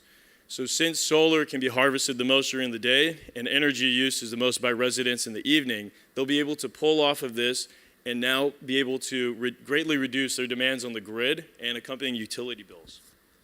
In addition to that, commercial tenants are billed differently than residential tenants. They're billed mainly on their peak loads, which make up the vast majority of their bill. So they'll be able to use electricity during those hours off of stored energy rather than off the grid, and they'll also be able to reduce their bill greatly. These systems will be supplemented by a fuel cell system, which will be able to convert cheaper natural gas into less carbon intensive, or cheaper and less carbon intensive natural gas into electricity. That can be used on site or stored within the batteries themselves.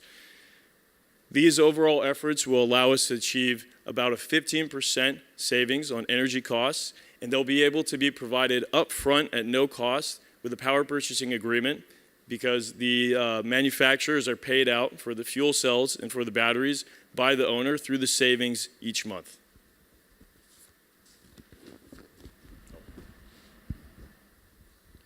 Our team will partner with CMHA and act as a fee developer, offering expertise in affordable housing development. CMHA will retain title to both the land and improvements throughout the development process and will not be required to put any equity into the deal.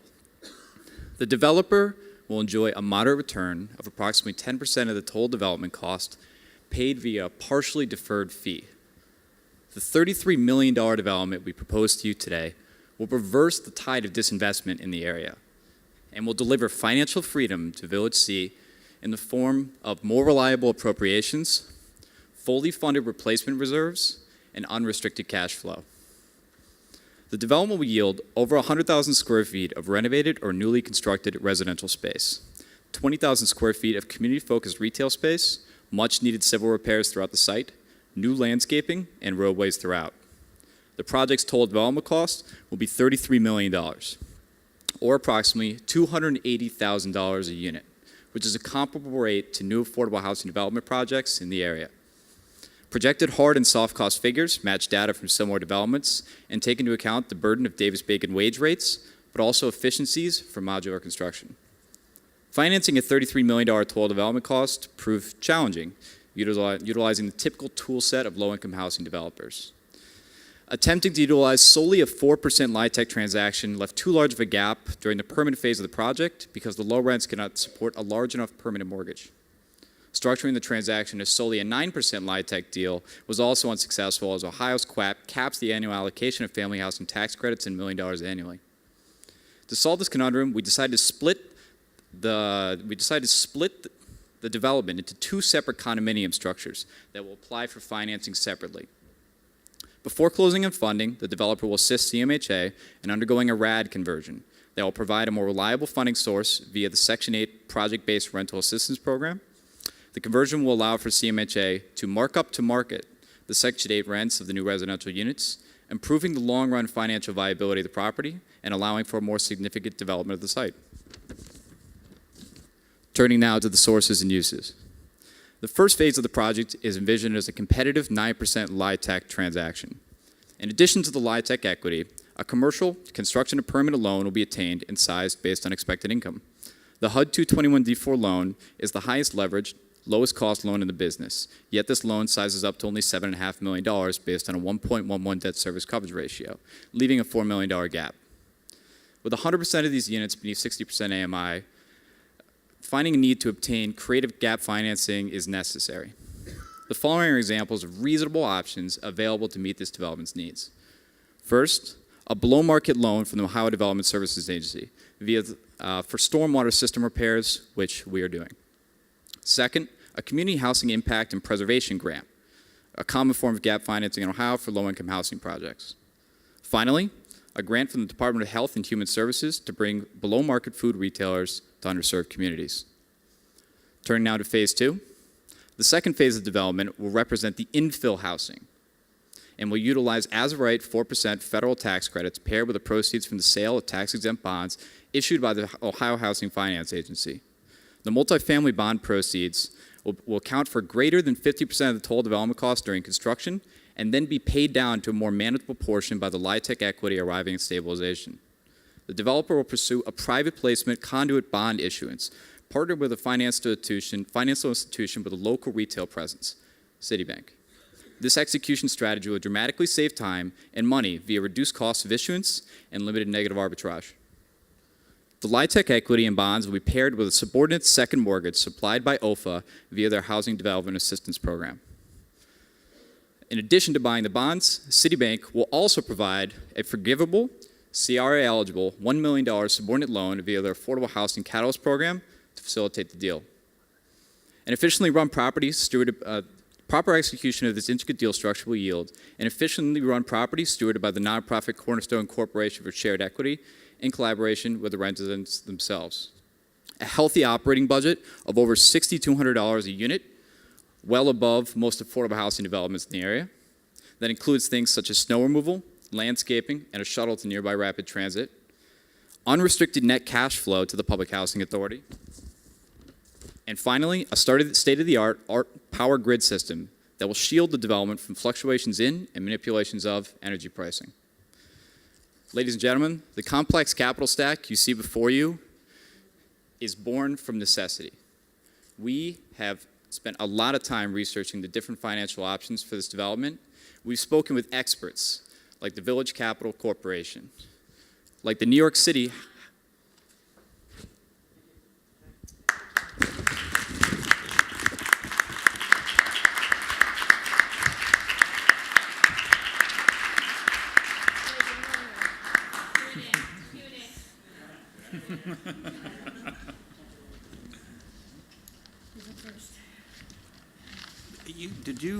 You've got a fairly substantial public, I think you described that as a public park.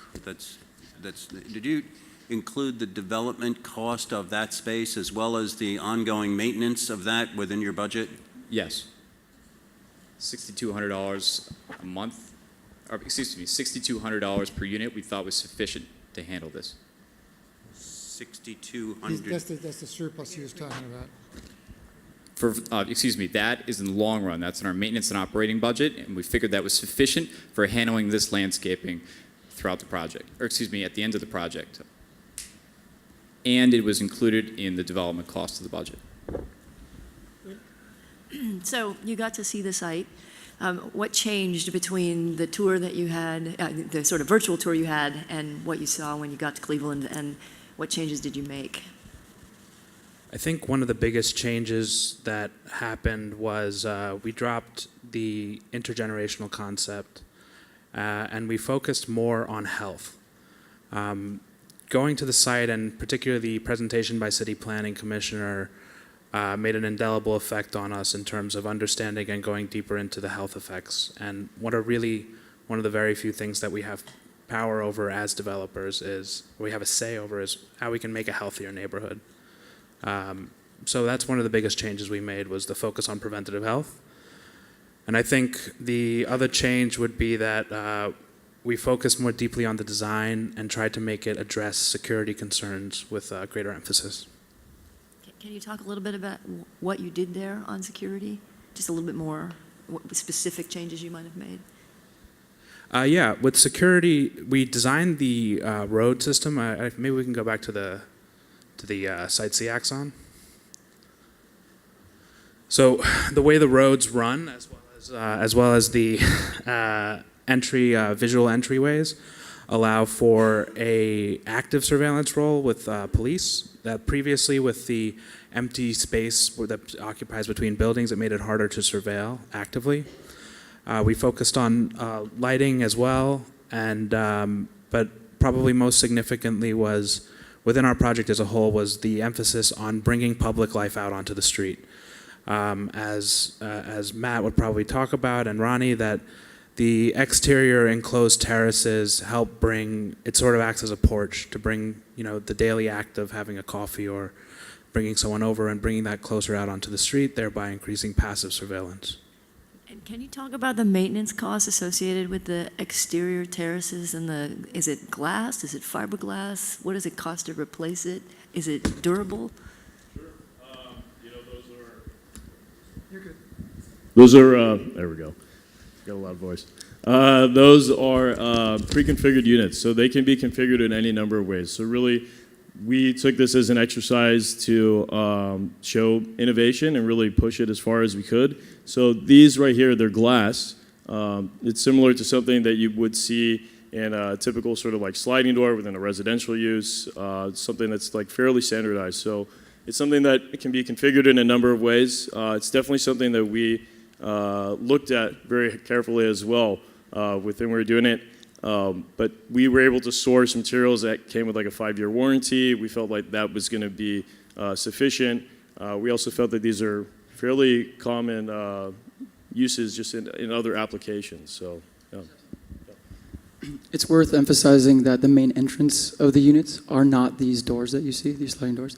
There's a separate entrance vestibule with a conventional door system, not pictured, to provide regular and routine access. So these only get opened up on a nice day when people, residents want to expand their interior domestic lives out into the social areas on the outside. Could you just share with us the philosophy of how you organize density on the site and why you chose to limit yourself to this very rigorous application of your housing typology? So typically the perimeter block is a continuous form. And what we've done here is we've broken that up by perforating it. What the perforations do is create these clusters, which we've pictured here.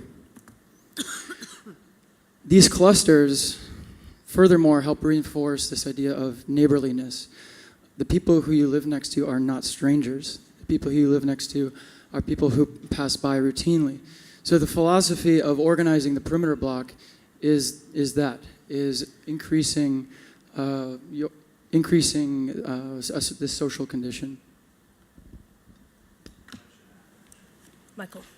So very briefly, and because we want to make sure we're time limited, you spent a lot of time on the microgrid, fuel cells, storage, saving 15%. I've done a lot of this, and I'm really curious about why are you assuming the PPA will cover both the storage and the fuel cells? And because I'm just wondering why you went to that amount of work for that amount of savings given your alternatives. Sure. Really, yeah, correct. The PPA would cover both it would cover both the fuel cells and the batteries themselves. Mm-hmm. So we really toyed with this idea, and we were able to cite a prior example that exists in New York that was based off of this sort of a system. And they were able, just by that sort of delta between where the natural gas prices are and where electric prices are, they were able to see a savings in the long term. So I think in terms of on the manufacturers end, what sort of return that they would see based off of it, I think that's maybe where the larger question is. In terms of for us, I mean, we're going to be able to obtain it up front, no cost. It would probably have like a 20-year payout for them, but however they're working it with their financial models, I mean, apparently it pencils out. So, yeah. And to add to that, the solar PV system not only increases our eligible basis, but we also receive a federal tax credit for that, 30%, based on the eligible costs. A couple more money questions. Are you supporting any debt with your 20-some-odd thousand square feet of commercial space? Yes, it's included in the larger 9% transaction. Those rents are below market. And help me understand what you mean by markup to market in the context of RAD. It was a program we investigated. The markup to market program allows us at the end of a contract, in the beginning of a new Section 8 project-based rental assistance program, to view the market as a whole and see whether or not those contract rents are below the overall market.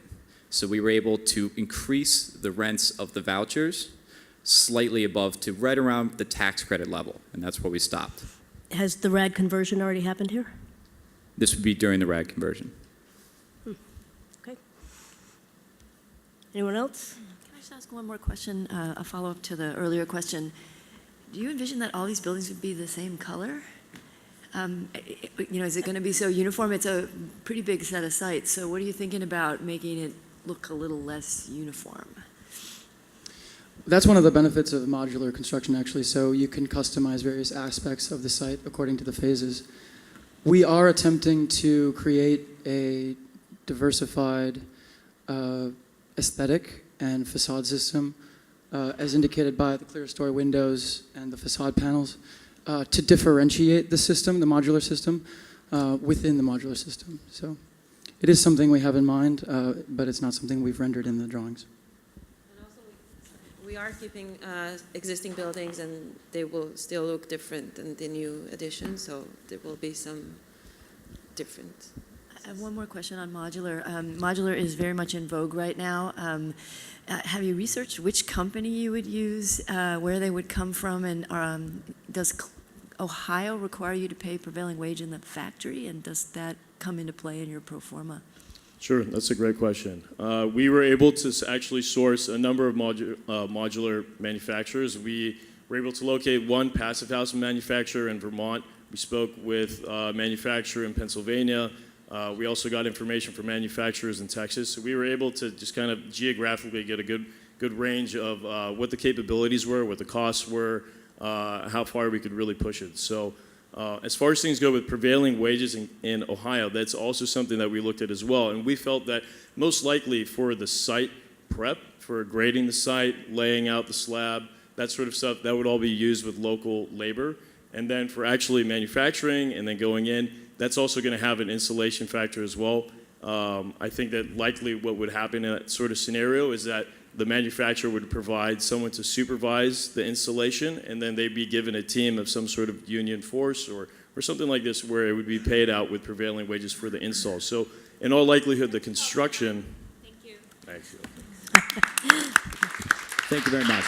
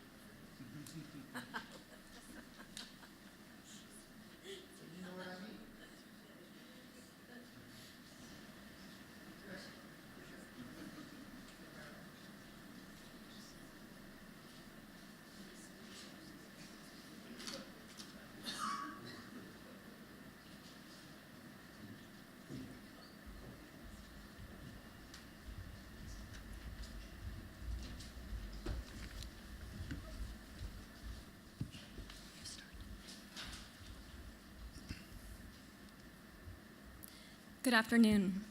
My name is Rachel Boyd, and I am joined today by my teammates Lucas Boyd, Susan Wang, and Wilson Carroll.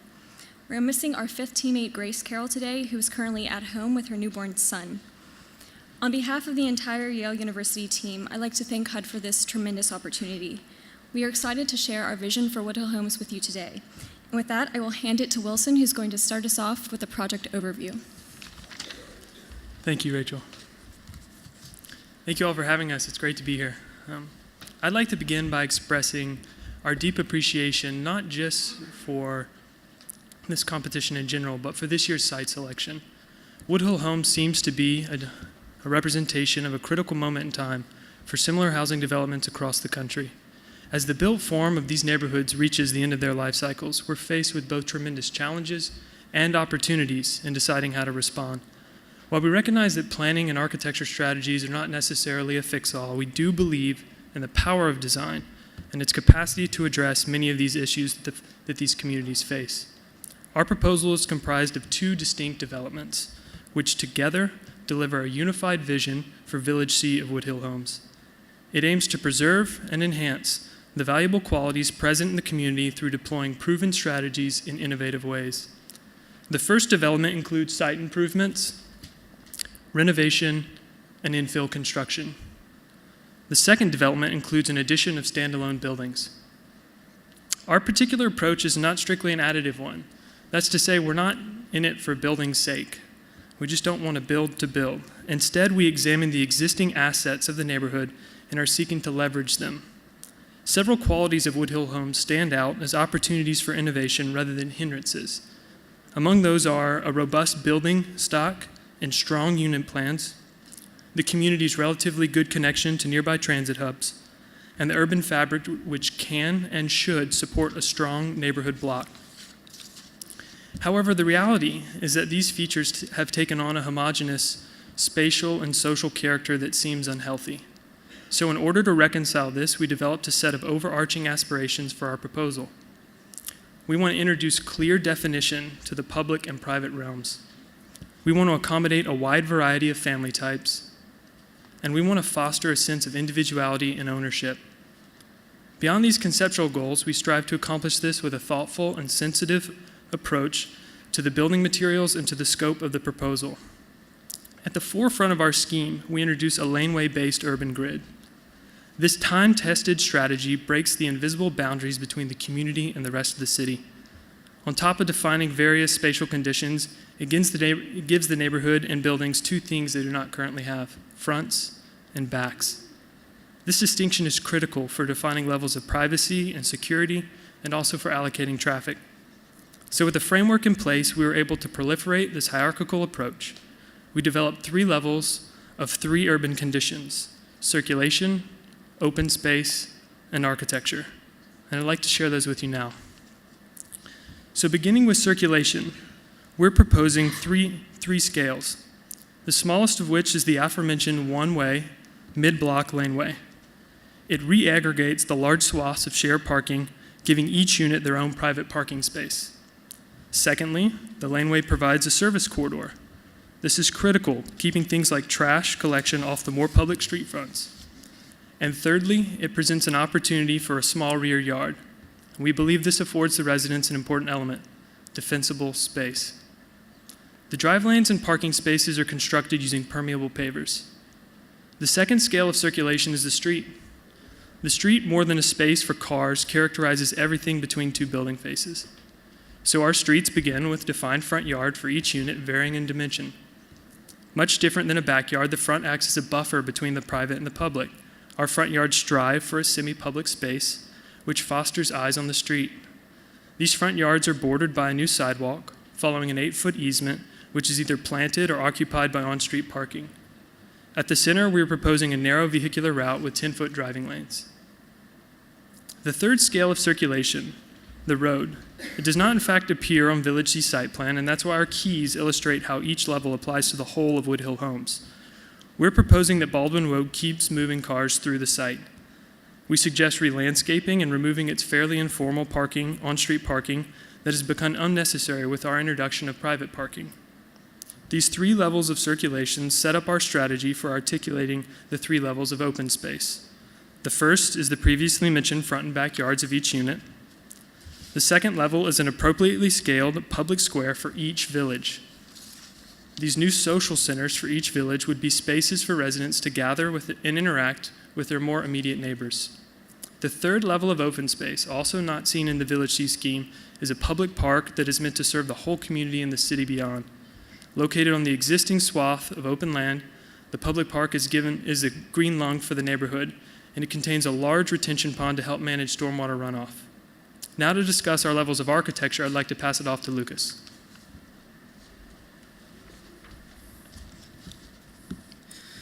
Our first level of architecture is a series of general renovations to the existing 62 row house units. It includes new roofs, new windows and doors, some technical difficulties.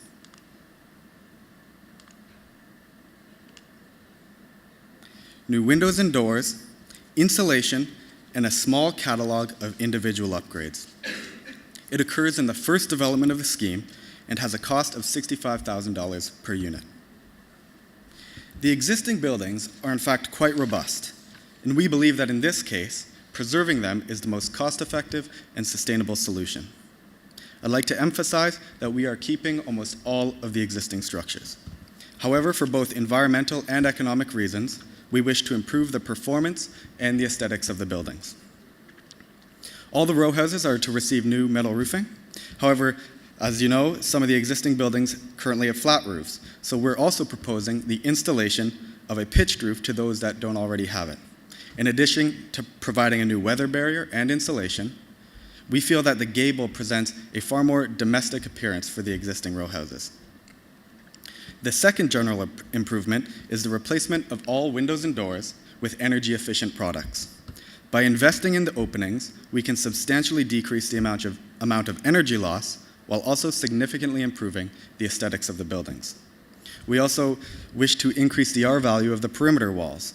So by adding a layer of insulation to the exterior buildings, we can further increase the efficiency of the units, install a new weather barrier, and reseal the buildings.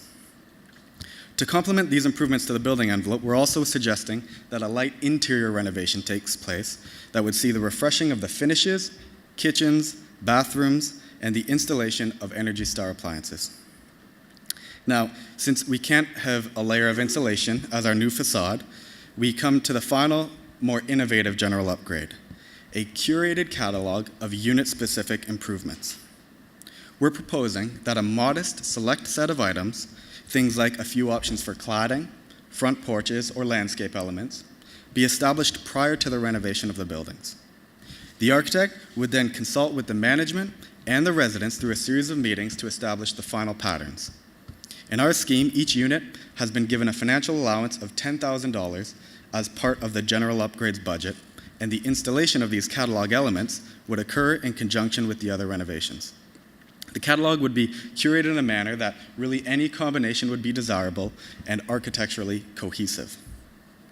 We believe that by providing the opportunity for the people living in and occupying the units to have even a little bit of say in the final result is invaluable. This very light version of participatory design can go a long way in fostering a sense of agency and ownership amongst the residents.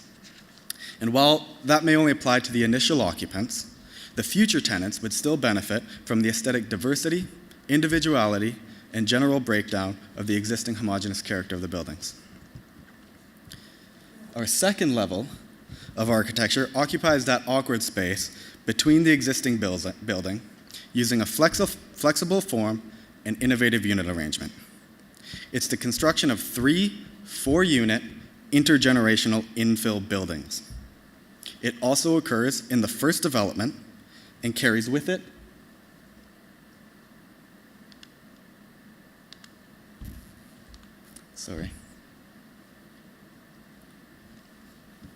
seems to be a slide missing.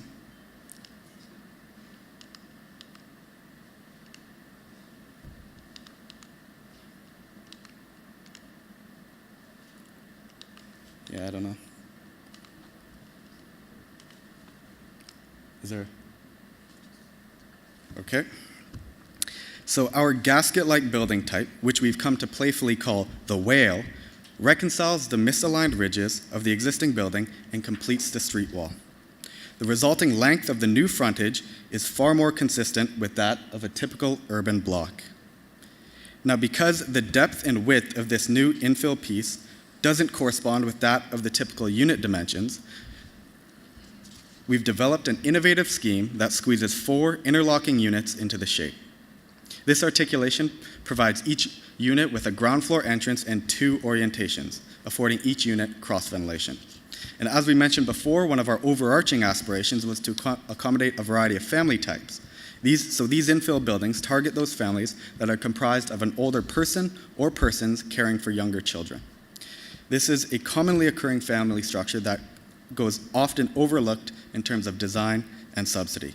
We were inspired by the recent success of the nearby Griot Village and sought to integrate similar attributes into our scheme.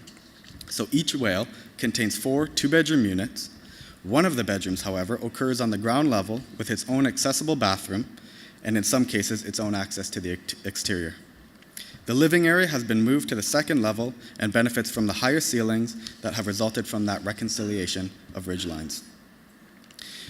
The third level of architecture is comprised of new standalone buildings. By hybridizing 2 common housing types, we've created an innovative new type that better fulfills our goal of accommodating a diversity of family units. This new construction occurs in Development 2 and has an average cost of $170,000 per unit. The 2 types we've combined are the bungalow or ground floor flat and the typical townhouse. The former presents certain accessibility standards that appeal to either elderly residents or potentially those with physical ailments. The latter type, the townhouse, has historically been the primary tool for accommodating families in urban settings by way of its density, multiple levels, and access to private open space. Our proposed type, which we've nicknamed the Townhome Plus, sees the placing of a typical townhouse on top of a ground floor unit. This module is then repeated just like a townhouse, and the upper unit's green space is relocated to the top of the green level, or of the ground level. That lower unit is ideal for those whom the daily use of stairs presents an inconvenience or challenge. The 2 bedrooms, one which meets the requirements for ADA accessibility, are justified to the more private end of the building. The upper unit, also a 2-bedroom unit, is accessed via a private stoop which brings the residents through their private terrace to their entry. In addition to the Townhome Pluses, we're also proposing a second type of new construction, which we see at the back of that image. We believe that introducing a new apartment building to each village would have a variety of benefits. Among these are a substantial increase in unit count, further diversification of overall unit type, and more definition of the street wall. More specifically, for Village C, a 39-unit building also provides a point of visual termination at the end of the street. In terms of building materials, we have proposed that the cost effectiveness and efficiency of common stick framing be used for the infill whale buildings and the Townhome Pluses. For the new 4- and 5-story multi-unit buildings, we're proposing that cross-laminated timber be used. CLT has the structural qualities similar to that of concrete, but rather than being a source of vast amounts of carbon emissions, acts as a carbon sequester. This technology has been implemented in the United States with a great deal of success and is proving to be a far more environmentally friendly alternative for the construction of larger buildings. And with that, I'll pass it off to Susan to discuss our innovation in financing and project delivery. Thank you, Lucas. So now I will go through our team's financing and project delivery strategies to make this proposal a reality. On a broad level, our scheme is innovative because it delivers social and financial value through modest, thoughtful, but creative, time-tested, and universally applicable design, offering solutions that are direly lacking and therefore gives affordable housing the same consideration and quality of life of residents as other residential types. Great design really doesn't have to be expensive, and our scheme is provides financial value in physically responsible ways. We address sustainability at the fundamental level of how to make a street and how to make buildings rather than using additive or technological solutions. So all these things are accomplished through 3 strategies. 1, by incorporating general upgrades to existing assets along with constructing new buildings, our total development cost is reduced. 2, upgrades to roofing, insulation, along with the usage of the most current sustainable building technology such as CLT. We ensure the efficient ongoing operation of the project and reduced maintenance costs. The third idea of our proposal is to split the project into 2 developments. The first development, like my teammates mentioned before, includes the creation of the new urban grid through the construction of new roads and sidewalks, upgrades to 62 existing units, and the construction of 12 units of the infill whales between the existing units. 100% of these dwellings qualify as affordable housing. Hard cost stands at $65,000 per renovated unit, and $225,000 per infill. All the data based on RS means information and comparable projects that received LIHTC funding in 2016 in Cleveland. Further value is created through the reduction of $400 of operating costs per year per unit. In this first development, construction starts in 2018 and spans an 18-month period. 72.4% of funds are used for construction, 16.1% for a developer fee and site acquisition cost as part of the RAD conversion process, with soft and financing costs encompassing 11.6% of all other uses. Contingency stands at 5% of hard costs.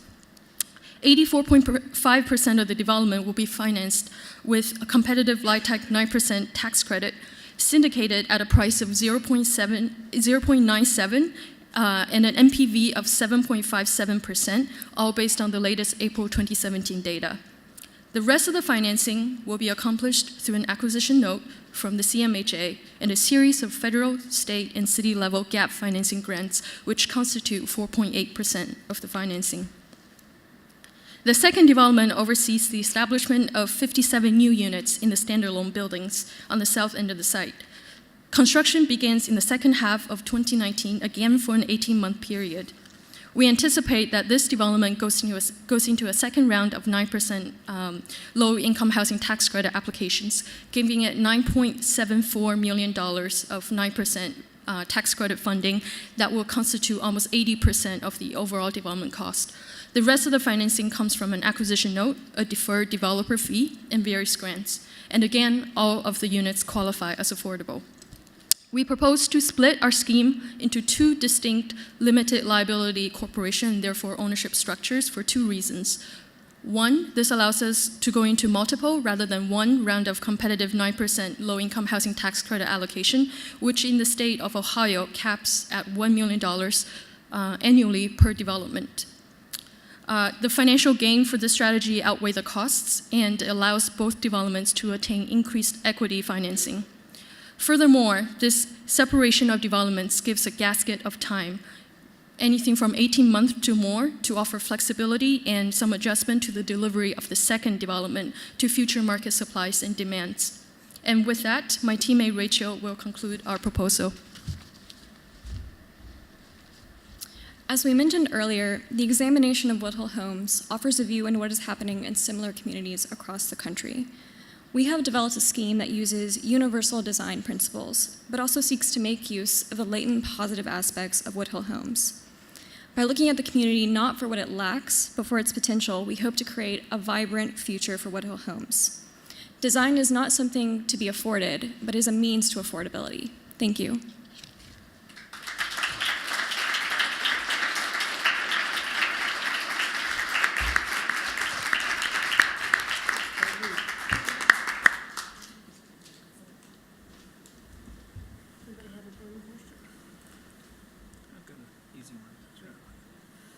Thank you. It was a great presentation.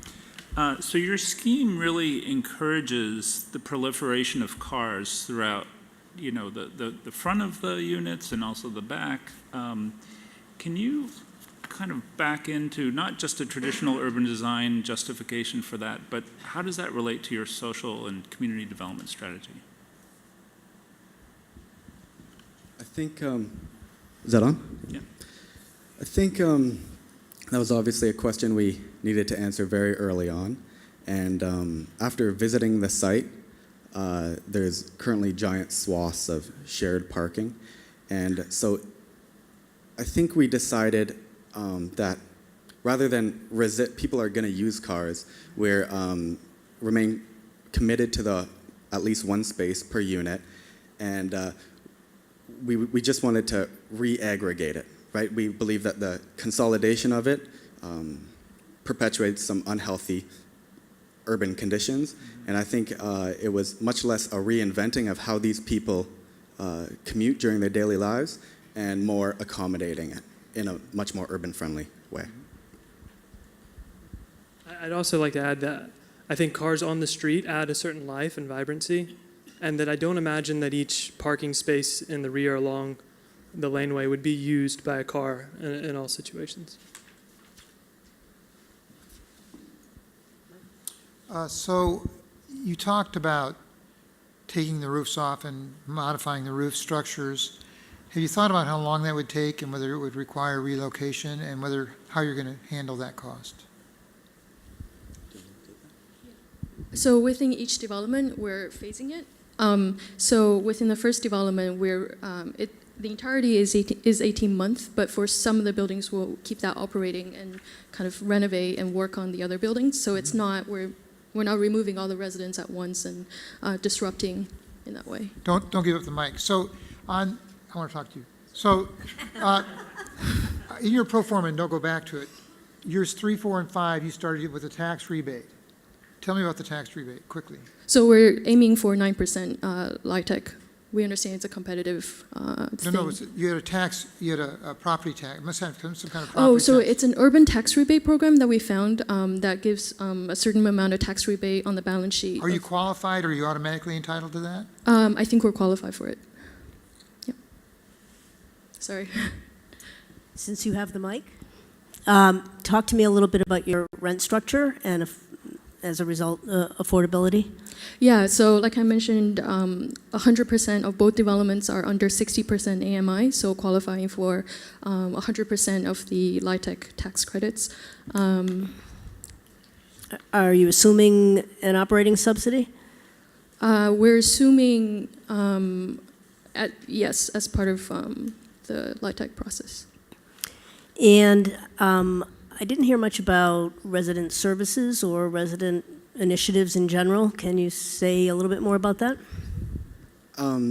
Yeah, what we didn't mention is one of the positive aspects about the site that we found, especially after visiting it, is that community center is a really strong center for the whole of Woodhill Homes. And there seems to be a lot of active organizations and programs going on. It's just like we spoke to the after-school program gentleman, and he's having a little bit of issue getting people to show up, but the programs do exist, and we think that just our urban strategy, if that can point towards that, the existing urban center, it saves.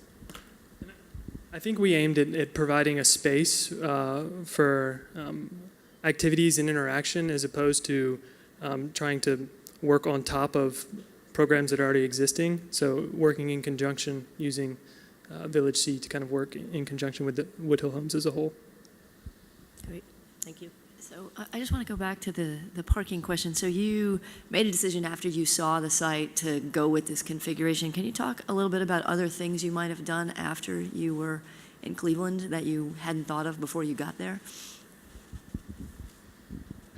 I don't think it changed a whole lot, our visit to Cleveland, but I think it actually affirmed some of the things we were a little uncertain about, one of which was being this parking issue.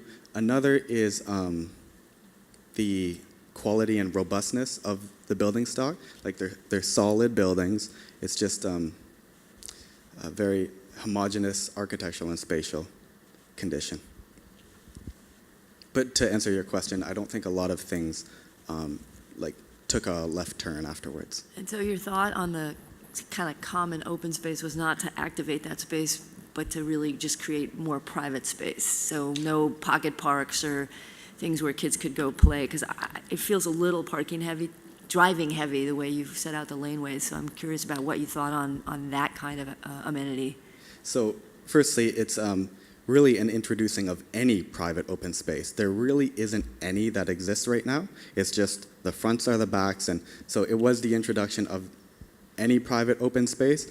And yes, it takes up a lot of the site plan, but that was the idea behind the second level of open space, which is that public square that each village gets.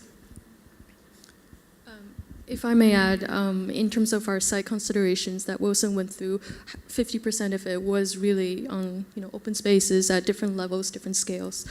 Circulation certainly is a big part of it, but I have to say our team did consider various levels of open space that fit into the site plan. Your introduction of the streets, which appear to be designed to a city design standard, goes a long way in kind of urbanizing the site and connecting it to the city.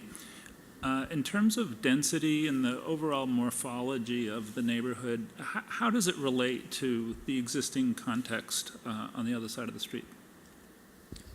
Dimensionally, Or just in terms of densities, it could be coverage. I mean, how does the... well, I was going to say dimensionally, Yeah. it's fairly similar, and it's a consistent street front, and the width is actually quite similar, and the frequency of streets is quite similar. How did you come to the price per credit on the tax credits, and well, what was the number, and what kind of process did you do did you go through to determine what you would be comfortable with? So we used research. So it was through, I think the company is called, Novo. How do? Yeah, no, yeah. We went through their information because they release monthly prices on tax credits in the market, and yeah. And we used, I think, 0.97 was the rate that we used for pricing. I'm interested in strategies, maybe you could highlight them a little better for me, about connecting to the larger neighborhood. I think the biggest one is those streets, but even before that, we feel that Mount Carmel Road needs to be regraded. Like, we actually connect to it at where the grade is, there's the least difference in grade, but even still, visiting the site, it might as well be a canyon right now. Yeah. It completely severs Woodhill Homes from anything. That was our big move, I guess. Yeah. I think it's drawing traffic through down to Woodhill Avenue and not letting this be an island of itself, keeping enough of a border but allowing a porosity.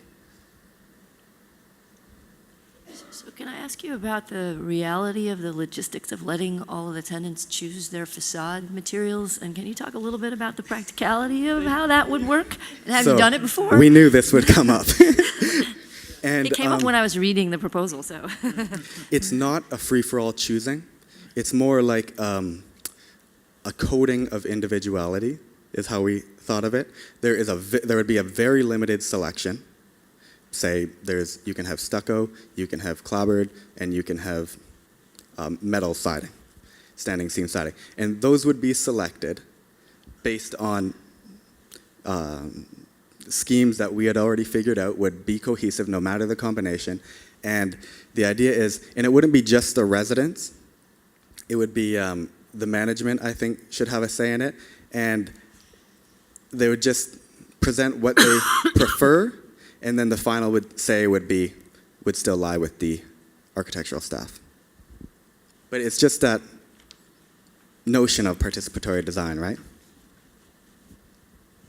I thought much of the architecture was great, and the attention to creating diversity across units, but with complexity comes cost. Did you look at all at whether the sort of off-the-shelf per square foot cost really works with something with so many building typologies? Saved by the bell. Sorry about the one slide. It seemed to have gone missing. No worries. Thank you very much. We have it right here.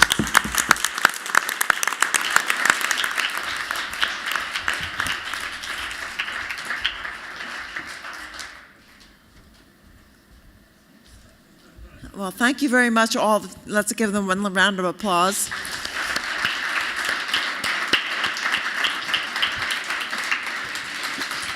So while the jury is deliberating, we'll be showing a documentary film on public housing. And we'll do that while we're out, about 45 minutes.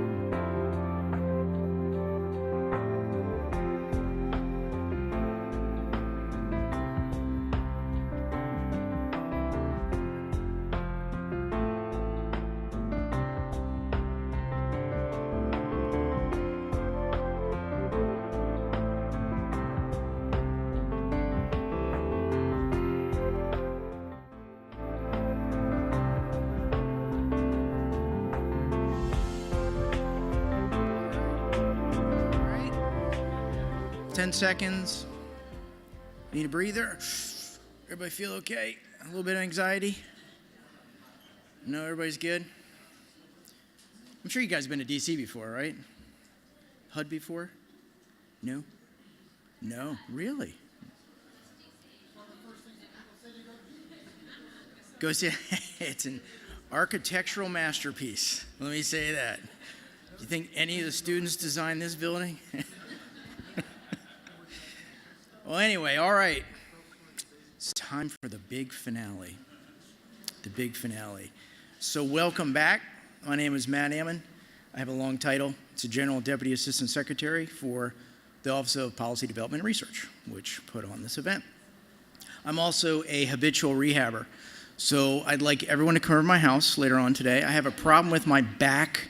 I want to do an extension, but it's in a hill, like a shed roof. You know, kind of extend the extent of the bathroom a little bit. That would help me out.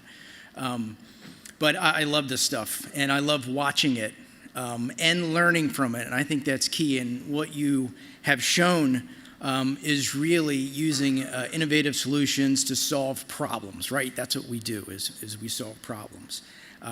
So I first want to thank all of our PD&R staff for putting together this event together. Thank you very much.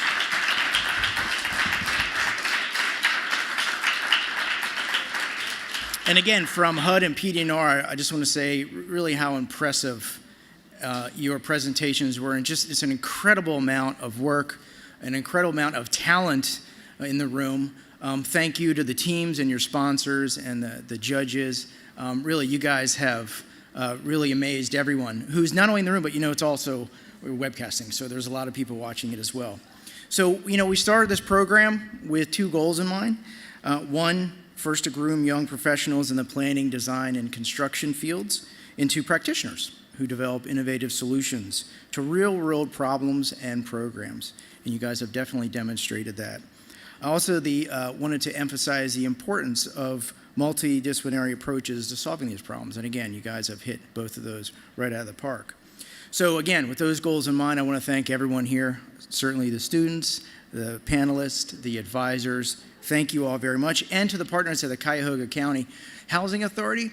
My background for 22 years was a lead hazard control program. So I know a little bit about that, Cuyahoga County and Cleveland.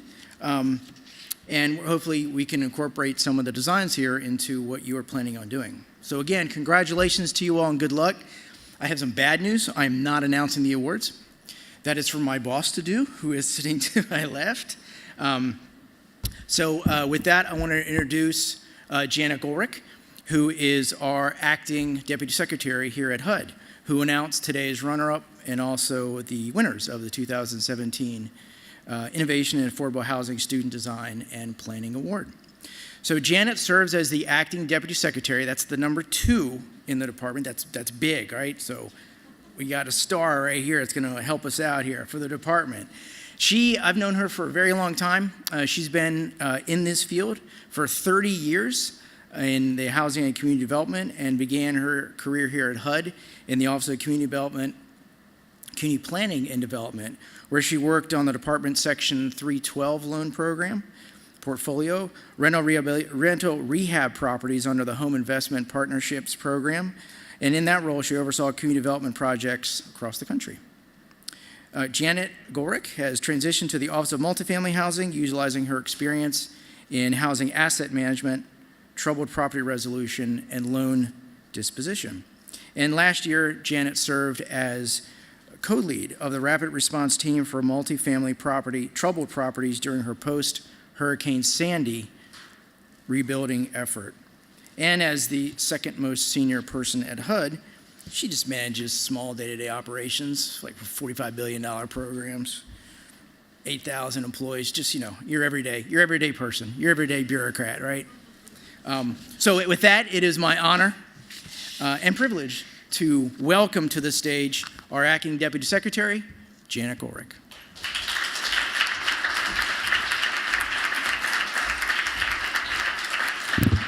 Good afternoon.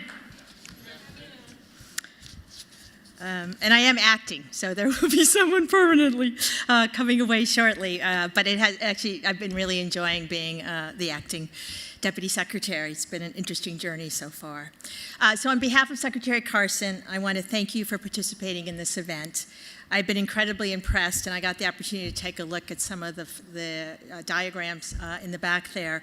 And as a person who does multifamily housing for a lot of my career, as some of the jurors know, it was really exciting to see, and I'm really encouraged by it. In the spirit of all of what this award represents, the students have made a compelling case for new, forward-thinking strategies to expand affordable housing for all families through innovative design. Though all the teams proved how smart and collaborative efforts translates into very creative designs approaches, unfortunately the jury was forced to make just one selection. But before I announce the winner, I want to take a moment to emphasize the importance of what happened here today. I would like to take some time to offer a few of my thoughts and to acknowledge some key players. This year's competition focused on expandable, affordable housing options for families, not only by improving the physical landscape of the housing site, but I think most importantly, by creating conditions that expand access to the larger surrounding communities. I understand that the student teams visited the Cuyahoga Metropolitan Housing Authority last month, and I see that Jeff Patterson, please stand, Jeff, is here in the audience. Thank you so much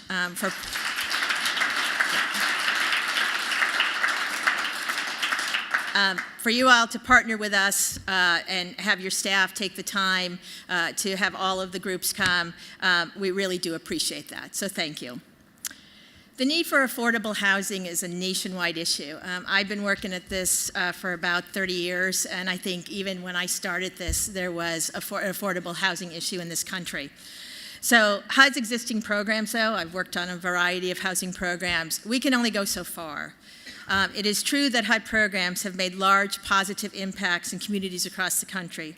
However, as my time here at HUD as a senior official, HUD can't do it alone. We need capable and committed partners who will provide us with a constant stream of new ideas, such as those that we've seen today.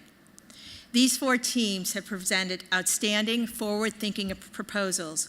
Their innovative submissions give us hope here at HUD that we can continue to pursue our mission of creating strong, sustainable, inclusive communities, and most importantly, quality, affordable housing for all. I want to thank everyone who made today possible, starting with the Office of Policy Research and Development. Matt Ammon, Rochelle Levitt, thank you. Thank you for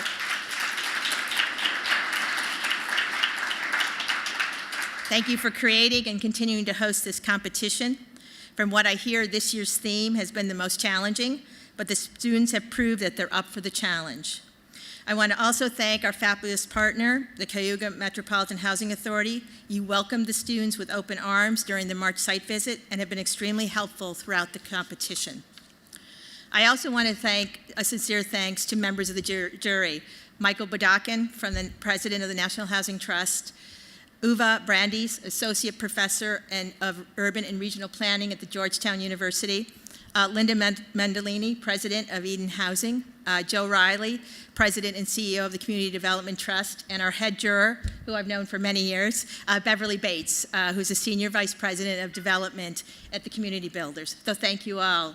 We deeply appreciate all of you for lending your time, your insight, and expertise to this competition. So thank you.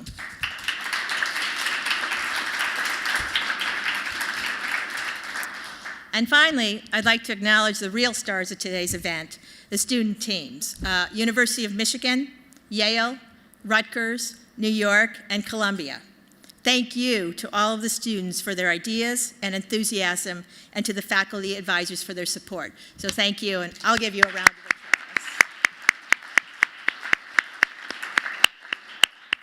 So now it's time to move on to the award ceremony for the moment we've all been waiting for.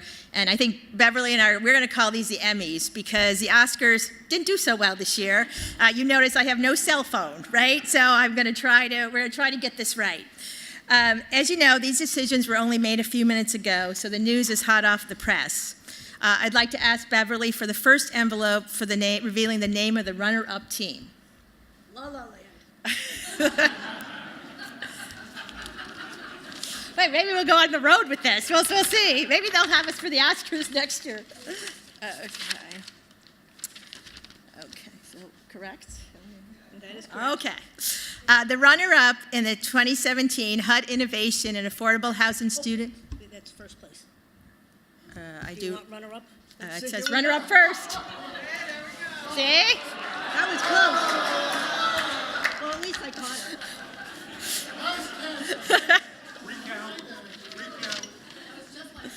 Yeah. More suspense. Sorry about that. Okay, so I'll start this again. The runner-up in the 2017 HUD Innovation and Affordable Housing Student Design and Planning Competition is the University of Michigan. Can you please come up to the stage to be recognized?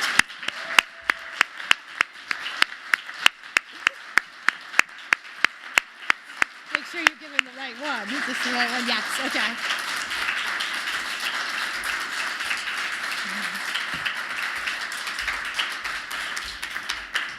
Congratulations. Thank you. Great job. Congratulations. Congratulations. Middle, perhaps?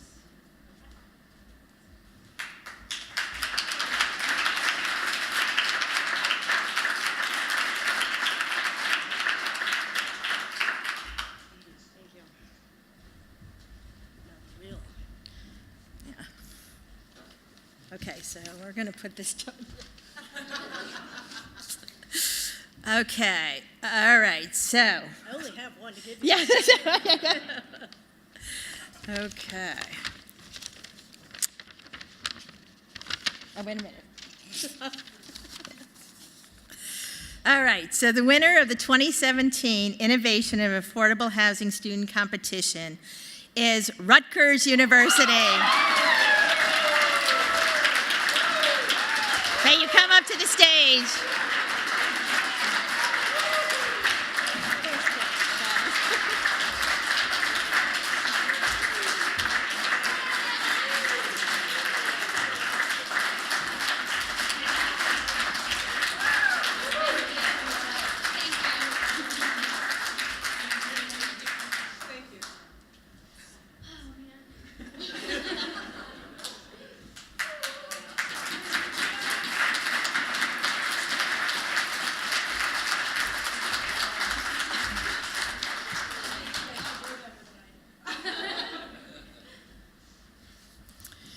Now, I can't leave without acknowledging the hard work that the two remaining finalist teams put into this effort. I want to congratulate you today on your outstanding accomplishment. So please come forward. I guess Yale.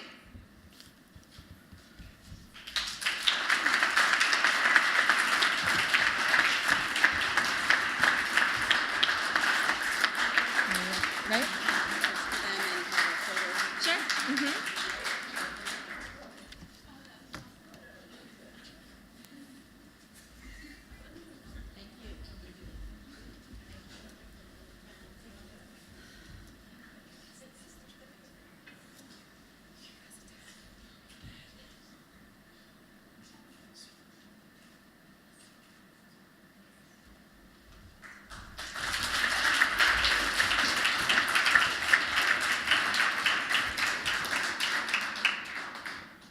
New York University.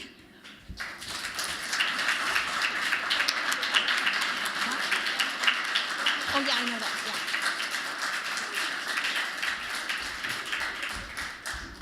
Congratulations.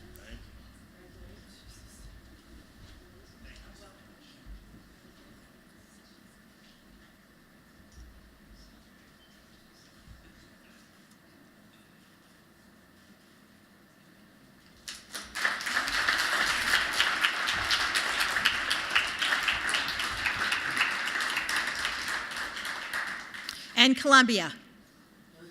No? Oh, okay. New York? Oh, they're together. Okay.